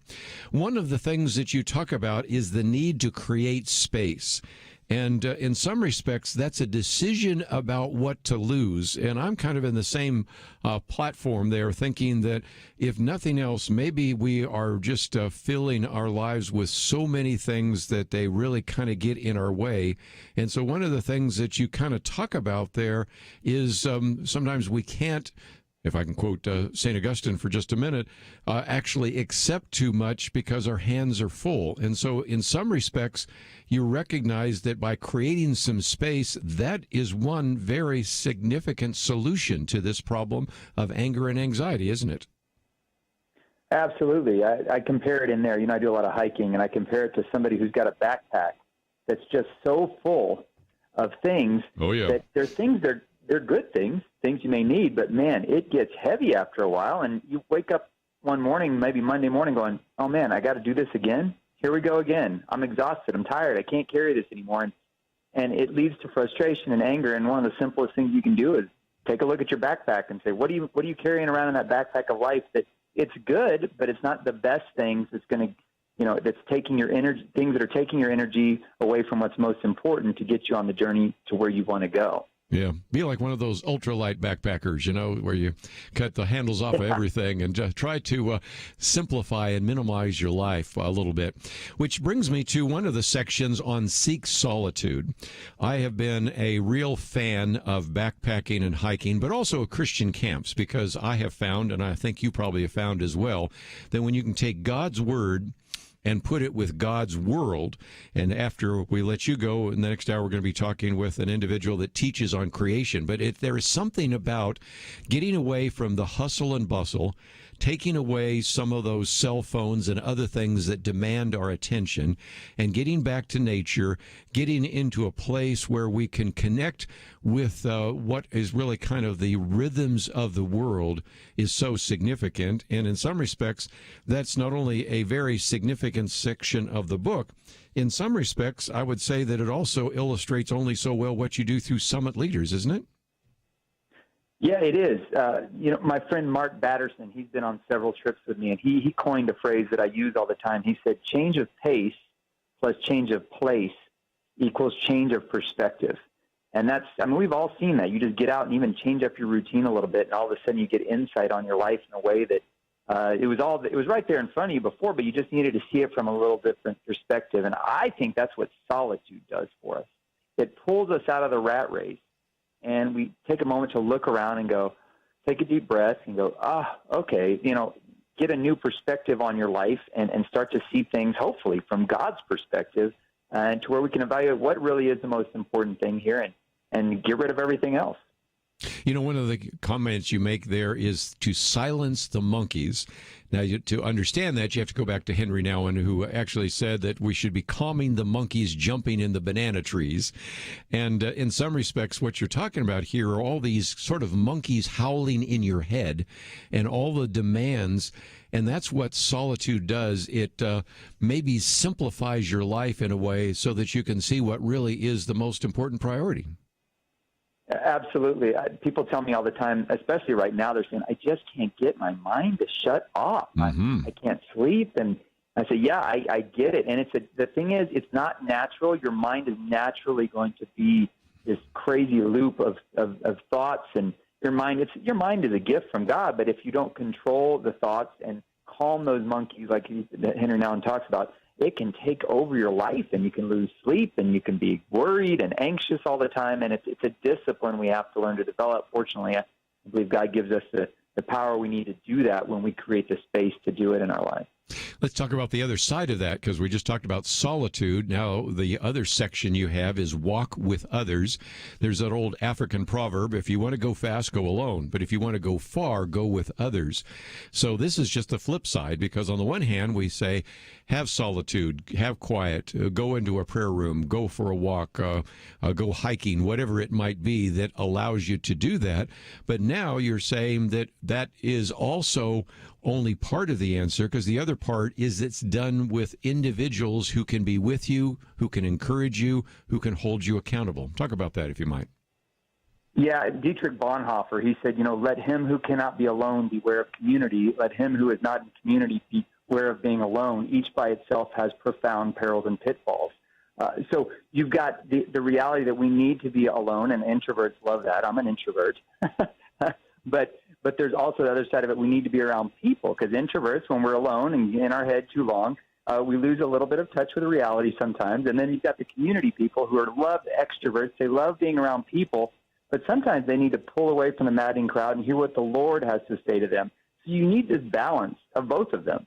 You've got to have the community element of it, and you've got to have the solitude element of it. And if you lean too far to one side, you can get out of balance for what God wants for you. Just before we let you go, let's spend just a couple of minutes, if we can, talking about what's on your website. First of all, the book is out, so of course people can find the book in their local bookstore, but you have other resources that look like they would be very helpful, various videos and other things. There's a place, of course, where people can click to actually get a copy of the first chapter and kind of check it out. There's a place where they can click to get all sorts of group resources, and there's some videos and some other resources there. So let's, for just a minute, talk about some of that. It's endorsed, of course, by Mark Batterson. He's been on the program with us many times before, Bob Goff and others that we've talked with. But if people want to get more information, first of all, talk about all the resources that are available, because there's much more available than just the book, isn't there? Yeah, so we created a lot of free resources. One of them that's getting a lot of traction right now is we created a series of devotionals on the YouVersion Bible app.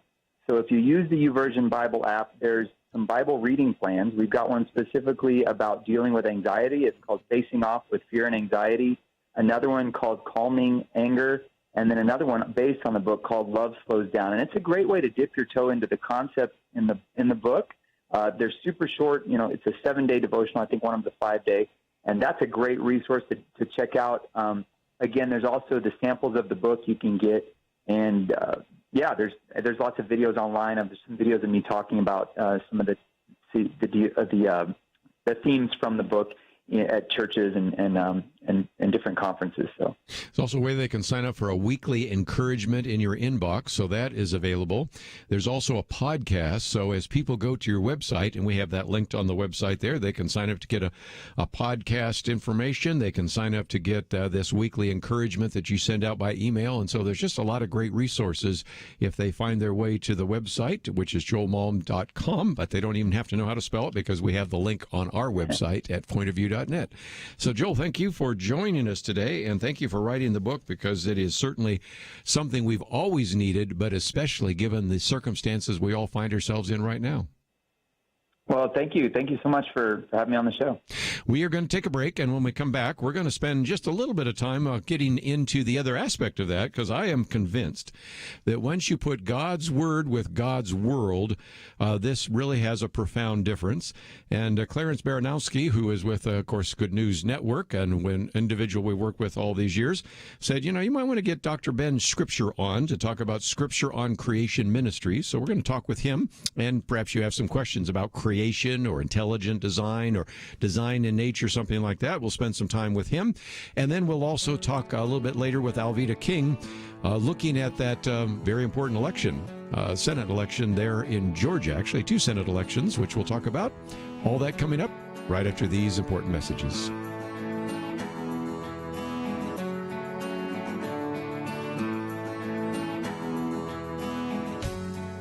Every day is a celebration. Now, introverts will be glad to know that today is National Personal Space Day. Now, of course, with social distancing, that means we've been thinking of personal space all year. But tomorrow is the big one, the National Day of Giving, or Giving Tuesday. I don't have to tell you that 2020 was full of challenges, but every challenge is an opportunity. Point of View Radio helps make sense of the turbulent times in which we live, an era when media bias and censorship has often left us wondering who and what to believe. That's why more people are turning to Point of View as a source of information they can believe and depend on. Show how thankful you are for Point of View by joining the celebration. Giving Tuesday. It's tomorrow.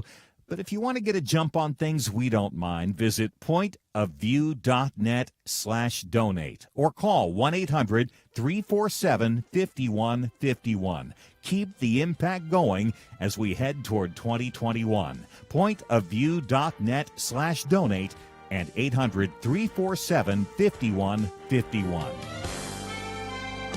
Point of View will continue after this.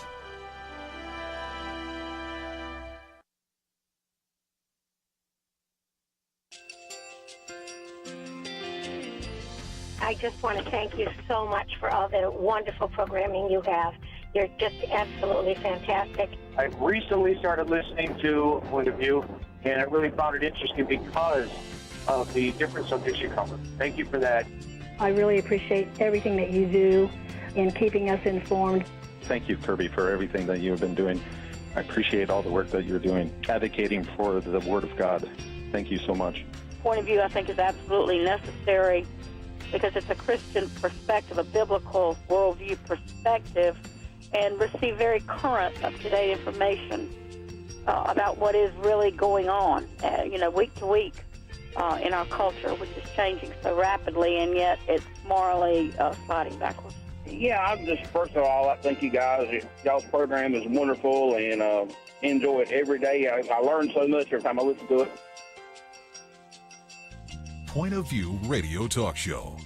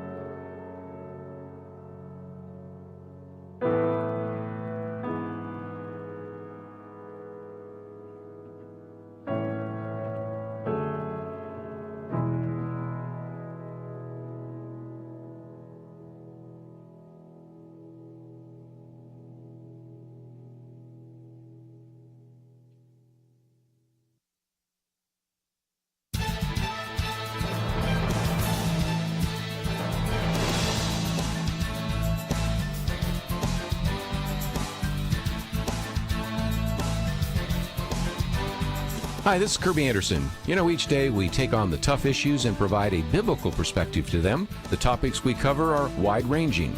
Apologetics, theology, prophecy, creation and evolution, intelligent design, marriage, family, child-rearing, the millennial generation, trends in society, politics, economics, business, religious liberty, the Constitution, public policy, foreign policy, military policy, tensions in the Middle East, abortion, homosexuality, pornography, sexual ethics, media, technology, history, and America's godly heritage. We talk about anything that affects your faith, your family, or your freedom. So don't go anywhere, because Point of View continues right now.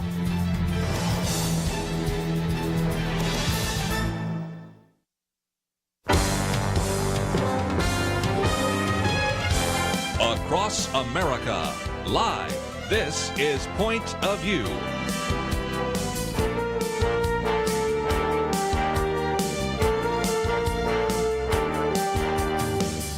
And now, Kerby Anderson. This hour, we're going to spend some time talking about a topic we come back to from time to time, and that's the whole issue of creation, design in nature, intelligent design, so many great topics that all kind of circulate around that topic. And a while back, Clarence Baranowski told me about Dr. Ben's scripture, and I would imagine that some of you listening to this program on some of those radio networks have heard his weekly radio program, but I recognize that quite a number of you listen on other radio programs and other networks that have not heard of him, so I thought it would be just a great opportunity for us to learn a little bit more about this issue of creation. And even earlier this month, we pointed out that if you looked up in the night sky, you could see 7 planets of our solar system at the same time. As we get into December, we're going to have a conjunction between Jupiter and Saturn, which is something that is extremely rare. Matter of fact, the last time it happened is 1623, which I think was before any of us were born. So obviously, we have some really significant things happening in the skies. The heavens declare the glory of God. But also, what about not only looking in our telescope, but in our microscope? And Dr. Ben's scripture certainly can address this issue, because he's the founder of Scripture On Creation Ministries. Of course, I mentioned his weekly radio program, Scripture on Creation. Holds a PhD in biochemistry from the University of Notre Dame, graduated from the University of California at Berkeley, and also has a Master of Divinity degree from Grace Theological Seminary. So, Dr. Ben's scripture, thank you so very much for being with us today here on Point of View. Well, it's a real pleasure. I've not ever met you, Kerby, but it's nice to at least talk with you on the phone. Well, and again, we need to meet, because I was just telling my producer, you know, I know most of the people that are in the creation movement, the intelligent design movement, and those kinds of things. And you and I have never crossed paths. I don't know how that happened, especially given the fact I think you're up in Indiana, and I've got a family that graduated both from Indiana University and Purdue. We try to keep it balanced there, but nevertheless, one of my colleagues actually was a graduate of Grace Theological Seminary. So anyway, we've got a lot of connections up there in the Hoosier State.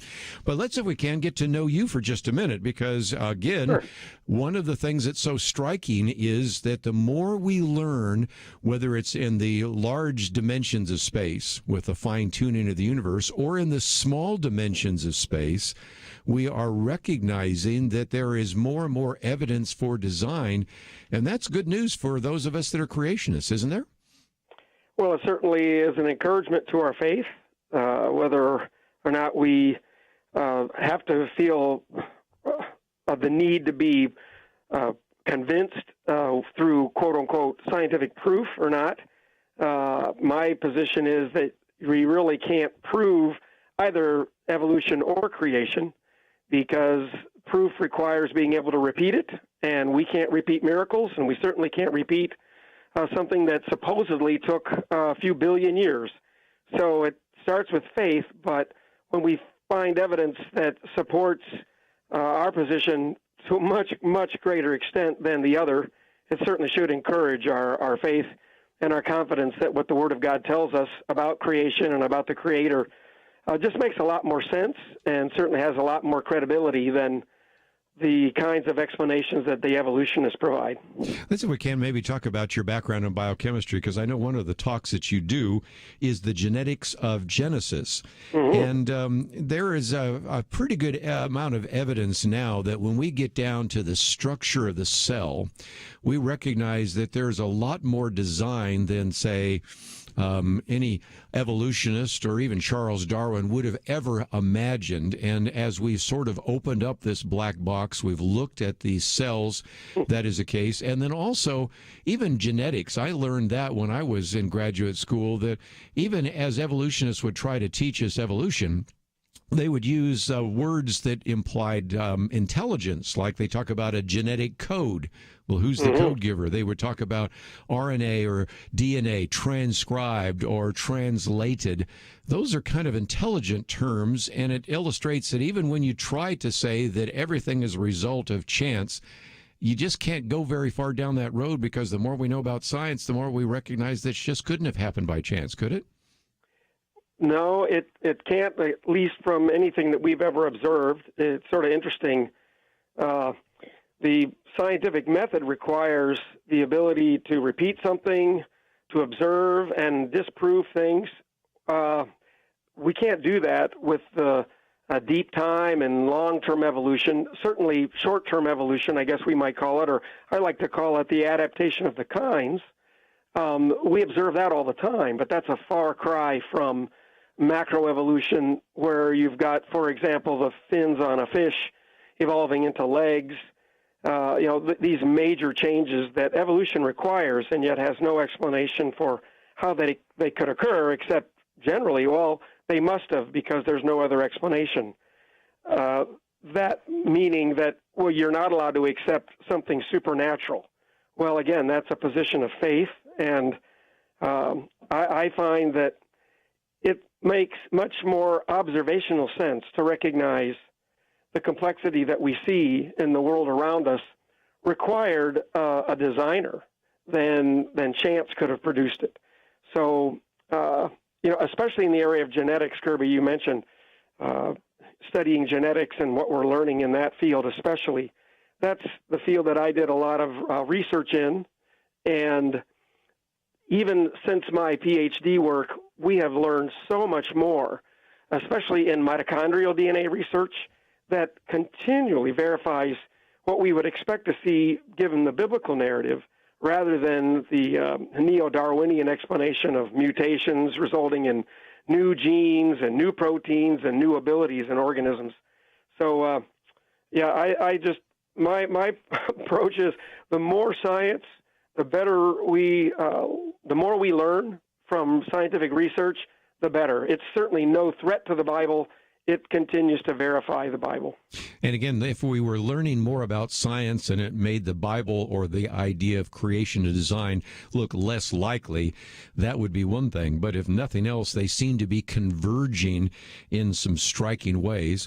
But we need to take a break. But when we come back, I want to follow up on one of those issues that you mentioned just in passing, because the book of Genesis talks about God created kinds, and there would be variability, I think, between the kinds. But sometimes, Dr. Ben, Scripture, we have people that will say, well, I see some minor variations. I see bacteria or viruses adapting to antibiotics, or we see some bird species that look a little bit different, or those kinds of things. And of course, you see the tremendous variation of dogs. You have a dog kind and a cat kind. You got everything from a dachshund or maybe even a Chihuahua all the way up to a Great Dane or a St. Bernard, but they're all dogs. So I want to come back and maybe address that for just a minute because of your expertise in genetics, because sometimes people say, well, no, I see all sorts of variation here. And so because we see this small variation, that just implies that if you give it enough time, millions and billions of years, we would have the major variation that we find. And that was kind of the argument of Charles Darwin. But we know a little bit more about that. So let's take a break, and when we come back, let me just also mention that we have a link to scriptureoncreation.org. If you're not familiar with that, would like to have some information about Dr. Ben Scripture, that would be certainly a great place to find that. Maybe you've even got questions that your kids are asking about dinosaurs or something. Well, you're going to find some great material there as well. So let's take a break. We'll continue our conversation right after these messages.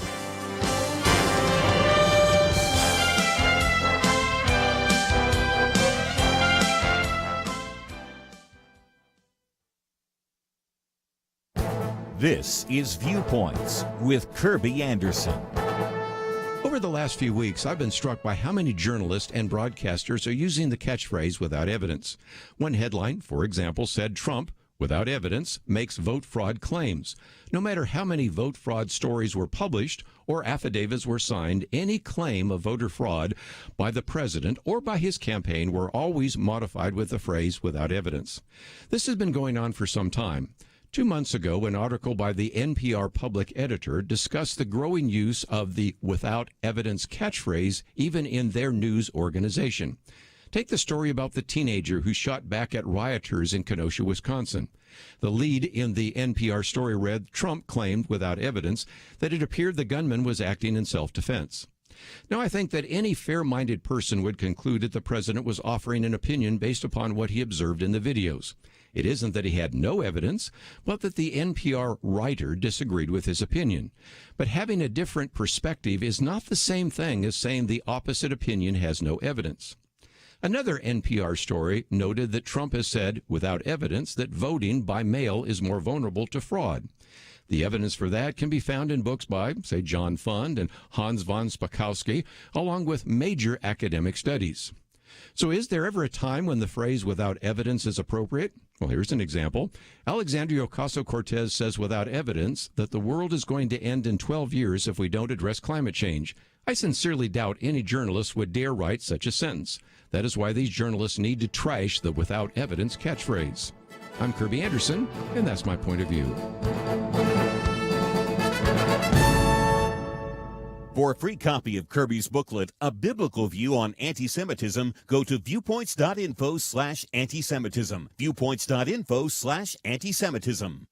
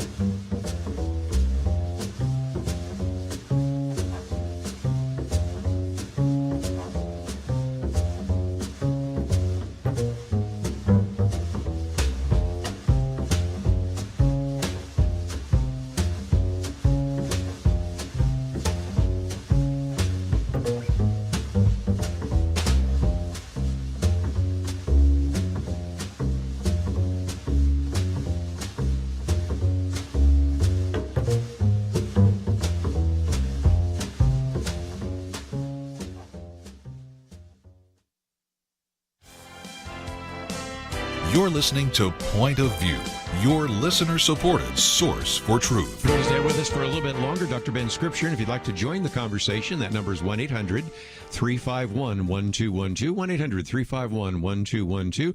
And Dr. Ben Scripture, let's, if we can, talk about this, because some people say, wait a minute, I see kind of horizontal and lateral variation. I see all sorts of different kinds of dogs and cats, and I see all sorts of different kinds of cattle. So doesn't that argue for the fact that evolution can take place? How do you respond, since you have certainly been looking at the genetics and biochemistry of all this? Well, the definition of evolution is what's crucial in a statement like that. And so I think we need to divide that into what we would call microevolution, or as I mentioned, adaptation of the kinds, and macroevolution. Macroevolution is where you have a major structural change, a major biochemical change from one organism to the other.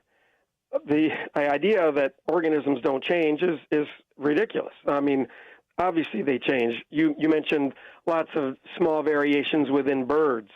If you go down south, you'll see one kind of a sparrow, and you come up here to the Midwest, and it'll be very similar, but there'll be some minor changes in it. That all probably, those different varieties surely stemmed from a common ancestor, but they're still sparrows. There's still some kind of a passerin, but the idea that you're going to have a change between, let's say, an amphibian-type creature into reptiles and dinosaurs, things like that, well, those are huge changes. They have different ways of reproducing. They have different skin. They even have a different kind of an egg. So there's no evidence for those major differences.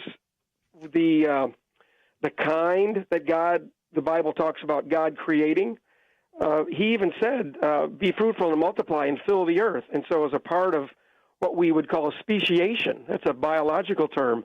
God, the creation model would suggest that God created the ability to adapt physiologically, biochemically, in small increments to different environments, just so that these organisms, these kinds, could survive. So the idea that just because we see small differences between species that would be considered, let's say, the same genus, that is a far cry from macroevolution. A mouse turning into a bat. Well, that bat has a sonar, it has wings, it's dramatically different. And even the fossil record supports the idea that bats did not evolve from something like a mouse. Bats just show up in the fossil record.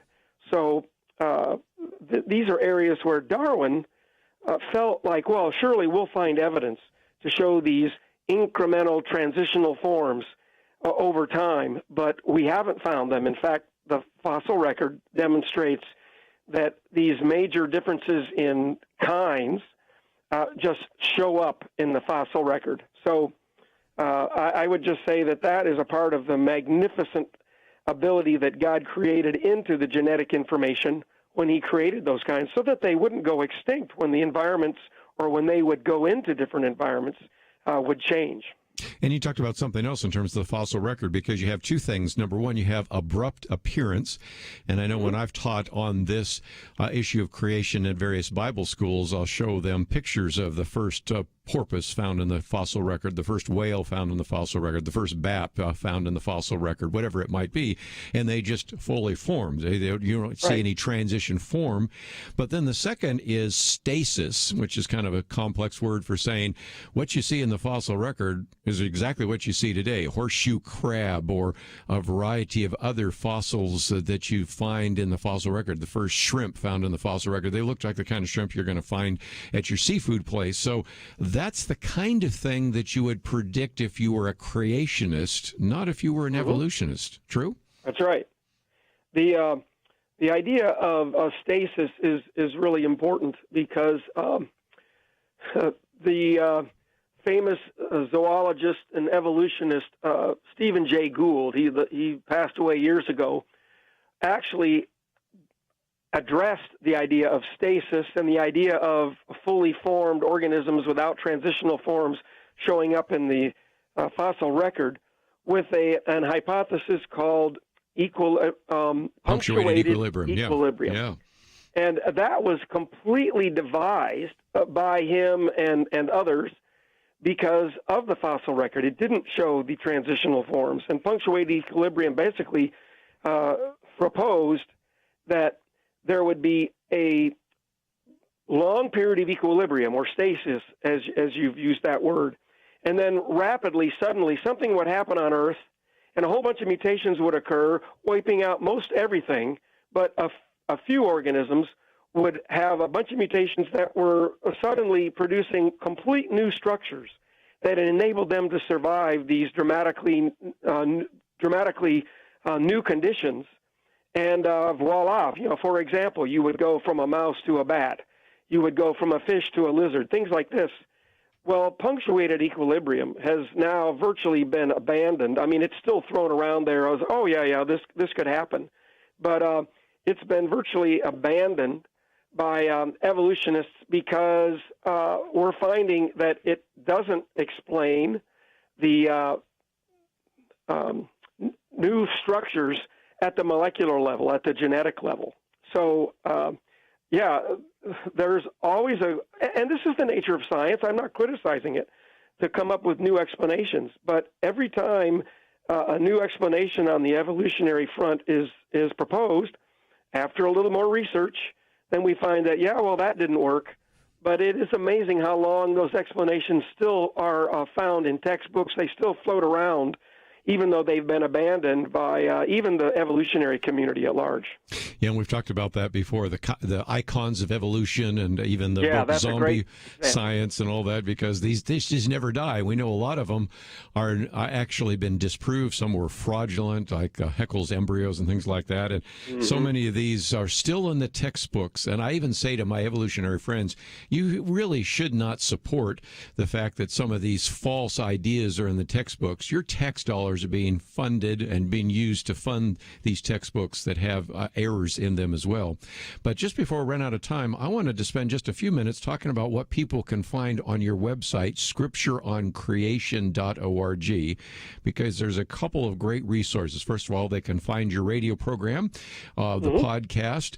There are various places for Bible questions and answers, various topics and things of that nature. And I suspect you, like a lot of people, haven't had a chance to get out to speak too much, but maybe things are going to change. And I know that you speak at churches and camps and schools and conferences. So talk about what's available on the website and how people can connect up with you. Well, I'd say the most important thing is they would be able to contact me through it, and they would be able to get the radio program through the podcast, or listen live when it's being broadcast at various places in the country. And as you mentioned, Kerby, my my ministry has been curtailed somewhat with the COVID business because I travel around and speak in person at places, which I really, really enjoy. But one of the things that I would like to share with people is my emphasis, frankly, is more on biblical creation, and I like to try to encourage believers with what the Word of God says.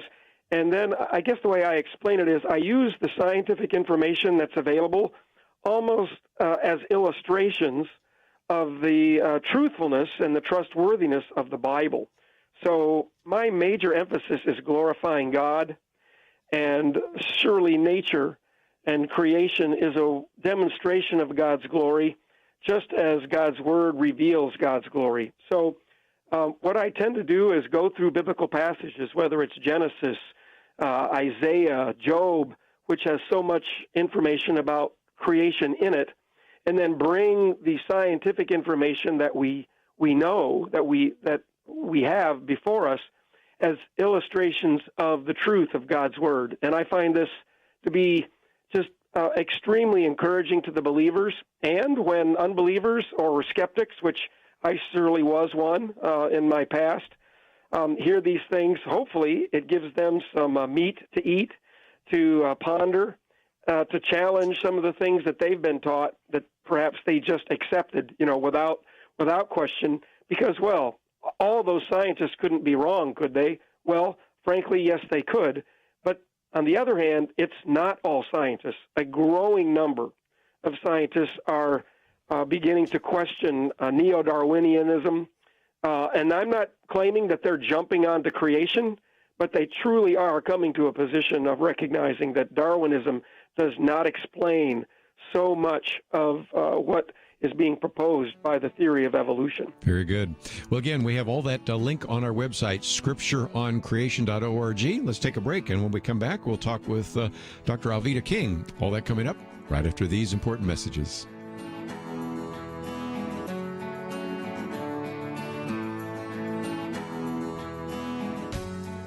Every day is a celebration. Now, introverts will be glad to know that today is National Personal Space Day.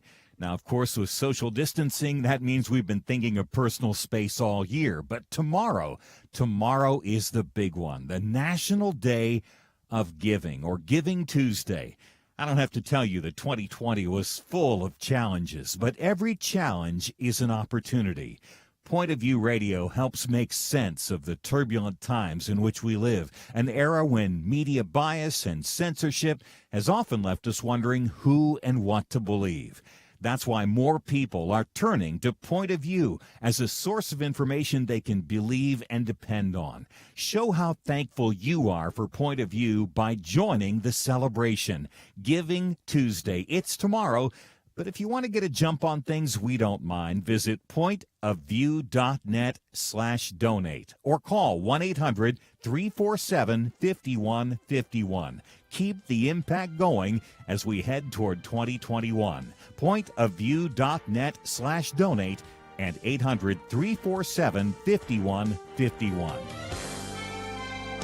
Point of View will continue after this.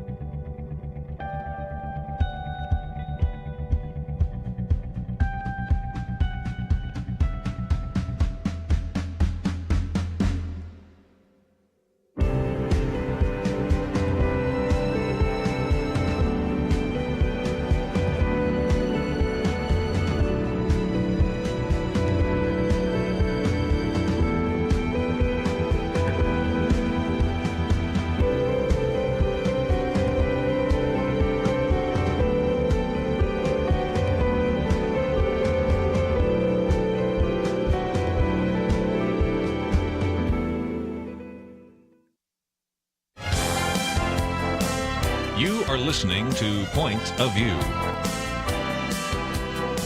The opinions expressed on Point of View do not necessarily reflect the views of the management or staff of this station. And now, here again, is Kerby Anderson. Last half hour, let me just mention that we've been watching what is going to be taking place in January. Two very important elections for the U.S. Senate in Georgia. And I know our listeners in Georgia have been asking some questions about that. So I thought it would be very appropriate to bring back to the microphone Dr. Alveda King, evangelist, director of the Civil Rights for the Unborn for Priests for Life, civil rights activist. But Dr. Alveda King, if nothing else, let's talk about Ebenezer Baptist Church, because a lot of people said, well, that's a church where Dr. Martin Luther King Jr. was preaching. But the current pastor, Warnock, who is also the Democratic Senate candidate, has a very different point of view. And I wanted to have you give us a chance to understand a little bit more about what's going on. Well, I'm on my way to Baptist Church right now to meet some African-American men and other men from Georgia and around the country who are asking the same question and who are very, very concerned. And their move is I Am a Man 2020. And so they're going to be giving some remarks and some prayers, and the ladies are going to be praying while they're making their remarks. And then tomorrow, we will also be at Ebenezer Baptist Church at 10 a.m. in the morning, and we will be addressing some of those same concerns. Interestingly, my father, Reverend A.D. King, was also a pastor of Ebenezer Baptist. Mm-hmm. My grandfather, Reverend Martin Luther King Sr., who rescued me from abortion in 1950. So our family legacy does not include abortion. And Pastor Warnock supports abortion on demand. Our family legacy also does not include amputation of reproductive parts from minor children called transgender surgery for minors. And so Pastor Warnock supports that, for example. Pastor Warnock also said at Congressman John Lewis's funeral that by Congressman Lewis's stripes we are healed. And I said, well, in my Bible it says by Jesus' stripes we are healed. So that's some of the differences that you hear from the pastor of Ebenezer today that you did not hear from Daddy King Sr., Martin Luther King Jr., and my daddy, A.D. King. Those were not sermons that they preached. And again, A.D. King and, of course, your mother, Naomi, were, of course, there. And, of course, we talked about Dr. Martin Luther King Jr. and others. But it gets into a very important election. And as an individual that served in the Georgia State House of Representatives, been following politics for some time, it does seem to me that there's a little bit of confusion. So I guess that's one of the reasons why you're going to be spending some time today and tomorrow at Ebenezer Baptist Church to try to clarify some of that. I'm going to be praying with some church leaders and people from the community and people from across the country, and just asking God to remember that everybody has not bowed their knee to Baal, because Baal worship is involved in abortion and in the transgender surgeries and all of that. And we have not bowed our knee to Baal, and we are really asking God to remember that. One of the things that you have certainly been talking about for some time, and I have a link to civilrightsfortheunborn.org, is that if you wanted to continue, if you will, the civil rights movement, really the pro-life movement is a natural extension of the civil rights movement, isn't it? We are pro-life. That means we are anti-abortion. And if you did a scorecard, there's a senatorial race here in Georgia, and two of the senators, who are sitting senators, are pro-life and anti-abortion, and the two people who are running for the offices are pro-abortion, and that means they're anti-life in the womb. So it's just amazing that many years ago I was pro-abortion or pro-choice. I had 2 abortions and a miscarriage because my body was damaged by the abortion. And I became born again in 1983 and realized that those are little people in the womb. Those are actually human beings. And it's wrong to take the life of an innocent human being. That's a crime against humanity. So people don't understand that. And they say, well, what if the woman was raped or abused or couldn't afford it and she was poor? Well, taking the life of an innocent person is not going to fix any of that. So that we as people should be obligated to find ways to help women and to serve women and babies in the womb without killing the babies. And abortion actually does kill women sometimes, too. it really hurts and maims women. And many women have become sterile or had certain kinds of cancers that were associated with the abortions. So abortion is really just not a good thing. What about this idea, and then I'll let you go, about the fact that you have so many prominent African Americans that have supported abortion? Pastor Warnock is African American, and yet obviously is not pro-life. And it seems to me that you've educated us in the past about the history of Margaret Sanger, Planned Parenthood, even the location of many of these abortion clinics are in minority communities. It seems to me that there's a real need to educate individuals, as you're trying to do in your website, Civil Rights for the Unborn, and as you try to do with Priests for Life. But what kind of education needs to take place if indeed we are going to really begin to help those in the African American community understand what abortion really is and how it's affecting the community in such devastating ways?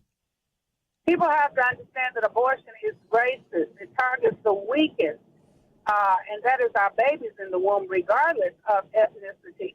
And also it targets the African-American community. There are higher numbers of abortion in the African-American or the black community than any other community in America, and that is on purpose with the thought of reducing the population of African-Americans, controlling the population. That is so racist and it's so wrong. So these are truths that have to be proclaimed. And as I say, I'm headed. It's going to be live streaming on various outlets, and I'll probably put it up on my Facebook as well. Okay, so we'll be watching for that. I'll let you go because I know that you're going to be very busy at what is happening right now at Ebenezer Baptist Church, and I want to just give our listeners a chance to hear what you're going to be doing and to be looking for that on your Facebook page. So thank you for joining us today here on Point of View. Thank you. God bless. Bye. Let's, if we can, just before we take a break, give you a couple of resources. I know that a lot of you are listening and you're not in the state of Georgia.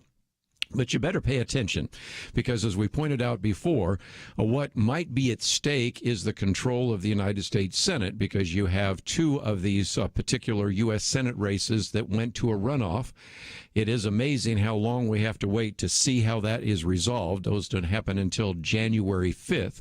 But if you have friends, neighbors, coworkers, family members that have either lived in Georgia or currently live in Georgia, you might want to educate them. And for just a minute, I want to speak to our listeners in the state of Georgia. One of the articles we've posted here today is entitled Pastor Warnock, Ebenezer Baptist Church, and Alveda King. There's been a fair amount of confusion because a lot of people have said Ebenezer Baptist Church, you know, for those of us, and I'm old enough to remember, that is a very historic church where Martin Luther King Sr., as well as Martin Luther King Jr., as well as Reverend A.D. King, and those would be, of course, in that case, the father of Alveda King, were all preachers and pastors in Ebenezer Baptist Church. And the legacy of the King family there at Ebenezer Baptist Church is quite well known and certainly was known for the civil rights activism. But as Alveda King also reminds us, there was also, if you will, a pro-life legacy. And so how do we address some of those issues? I thought it would be helpful to have this article that we've posted. It's just a real short kind of summary, which then has a couple of links so you can follow those links to other stories about the pastor there. And because there is some of that confusion, I think that it'd be appropriate for those of you, especially in the area of Georgia, to pay attention to that and to look at the possible concerns that she has just raised. Let's take a break, though. When we come back, first of all, let me take some phone calls. Maybe you have some comments about that we wanted to cover very quickly because she was on her way to Ebenezer Baptist Church, but wanted you to be watching for that. Maybe there'll be some news stories coming out. Probably not a lot in the mainstream media, but there might be some. And if nothing else, you can find them on Facebook and a variety of other sources that will give you some information. And then when we come back, I thought I'd summarize some of the material that I mentioned at the very outset here, because when we look at some of the reasons why there are pollsters and other kind of election watchers, there are just a lot of things about the 2020 presidential election that are, as we called it, deeply disturbing, maybe puzzling. Is it possible that all of that indeed happened and all of these various, if you will, non-polling metrics were wrong for the first time? Well, it's possible, but it also is one of the reasons why some people are still investigating, I think wisely so, to see if we can learn some lessons from the 2020 election and go from there. Also, we have a very important decision that came down over the weekend from the Supreme Court. It's kind of a decision that is simply a ruling, but nevertheless, it was good news for churches. So we'll talk about that right after these important messages.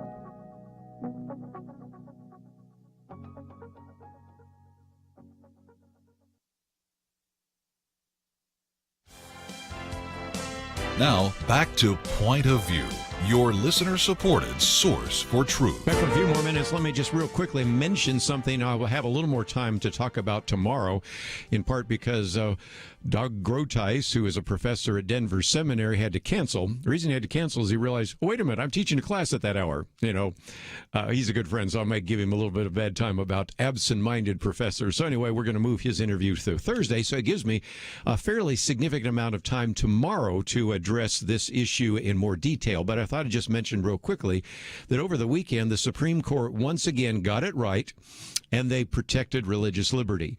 And as one individual said on Twitter the other day, I don't care what you think of Donald Trump, you've got to be so grateful that he was able to put 3 individuals, justices on the Supreme Court who believe in religious liberty because the churches are now protected in significant ways. So whatever happens in the future, certainly those individuals are going to recognize the importance of religious liberty.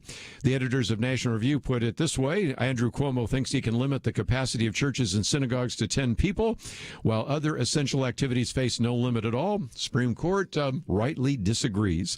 Legally, the decision only pauses enforcement, and I'll get into that more in just a minute, because it ultimately is only putting an injunction there, but nevertheless will be decided later by the Second Circuit Court of Appeals, and then maybe get bumped up again. But it is kind of interesting because this decision that came down put a halt to what are called color-coded restrictions, which said that if you're in the red zone, you only could have 10 people at church. If you're in the other zone, you could have 25. Seriously? I mean, this just doesn't even make any sense. And I love this. Really, the 10 to 25 people depends on which colored circle the spinning arrow from the game Twister stopped on. I thought that was a great line. Nevertheless, the vote was 5-4. Going, well, wait a minute, it should have been 6-3. Well, no, Chief Justice John Roberts failed us again. But nevertheless, it still was 5-4. Amy Coney Barrett, you're looking better all the time, because it simply said, wait a minute, you can't limit what individuals do simply on the justification of the COVID-19. And so now the case is really pending before the Second Circuit Court of Appeals. And so we'll see where that goes. But it had to do with the Roman Catholic Diocese in Brooklyn as well as a synagogue.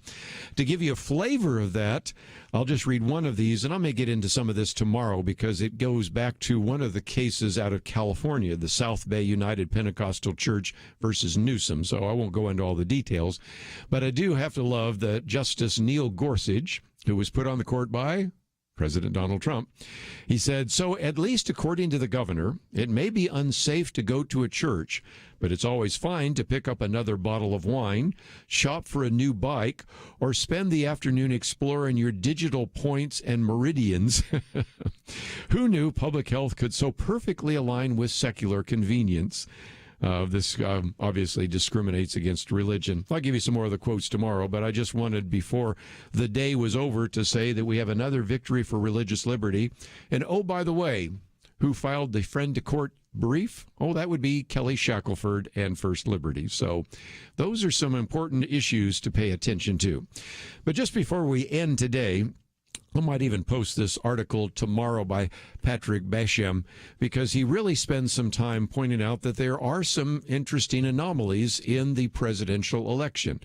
Is it possible? Well, if it is, if nothing else, we can learn some lessons, at least from pollsters, if indeed these illustrate some either regulatory irregularities or fraud. Some of these are due just simply to the fact that these rules are not uniformly and effectively enforced. Some of them are due to the fact that people intended to do fraud. But whatever reason, we have some things that don't simply make a great deal of sense. And I mentioned at the outset that one of those is, when you look at this, Donald Trump received more votes than any previous incumbent seeking re-election. You might remember the number of people that voted for Barack Obama dropped in 2016 compared to 2012 compared to 2008. And so as a result, that is something very unusual. More importantly, the vote total for Donald Trump increased among a number of demographic groups, I should say. First of all, 95% of Republicans voted for him. He had a higher share of minority votes than ever before. His support among black voters actually grew by 50% over what he received in 2016. His share from the national Hispanic vote increased another 35%.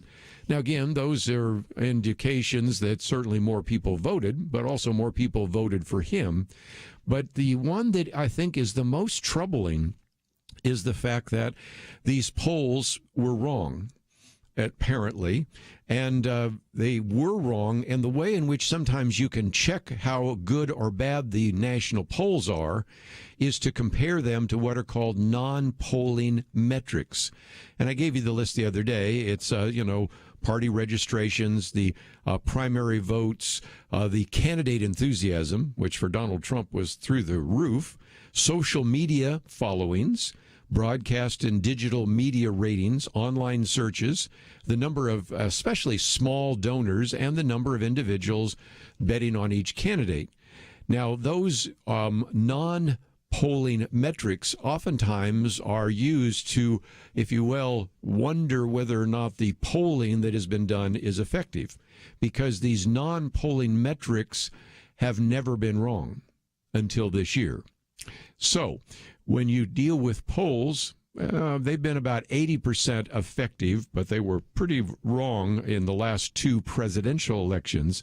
But when you look at the non-polling metrics, they've had up until this year a 100% effective rate. They have been ones that have been very significant, and every non-polling metric forecast that Donald Trump would be reelected.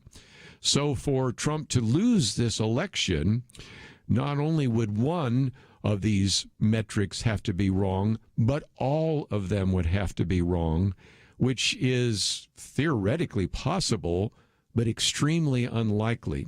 And so when you add into it all the other things, some of the abnormal votes, the lack of absentee ballot rejections compared to what we had in the primaries, the missing votes, the non-residential votes, the loss of chain of custody, some of the statistical anomalies, you can see why some people are still saying, even though there are more and more people every day calling for the president and his team to stop filing various lawsuits and stop pursuing this, you can see why some people are saying, well, it may not make any difference in who is elected president, but there are some really strange things that have happened in this election, and I think they're worth checking out. And I'm glad that people are doing that, and we'll keep talking about it as best we can.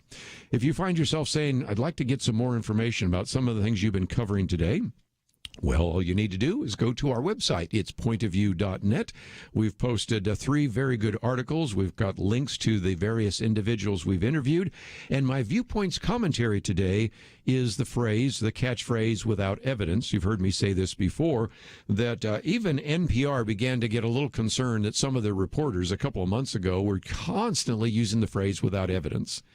And oftentimes it isn't that there wasn't evidence, it's just that the reporter disagreed with that, and they've been using this phrase, this catchphrase, without evidence. So I take that issue on, and it's available on our website. So just before we go, I hope you'll consider tomorrow is Giving Tuesday, and if you've appreciated some of the things even today that you've learned, I hope you'll take the time to visit our website and make a donation. I want to thank Andrew and Steve and Ivy for their help behind the scenes. Have a great day. We will see you back here tomorrow, right here on Point of View.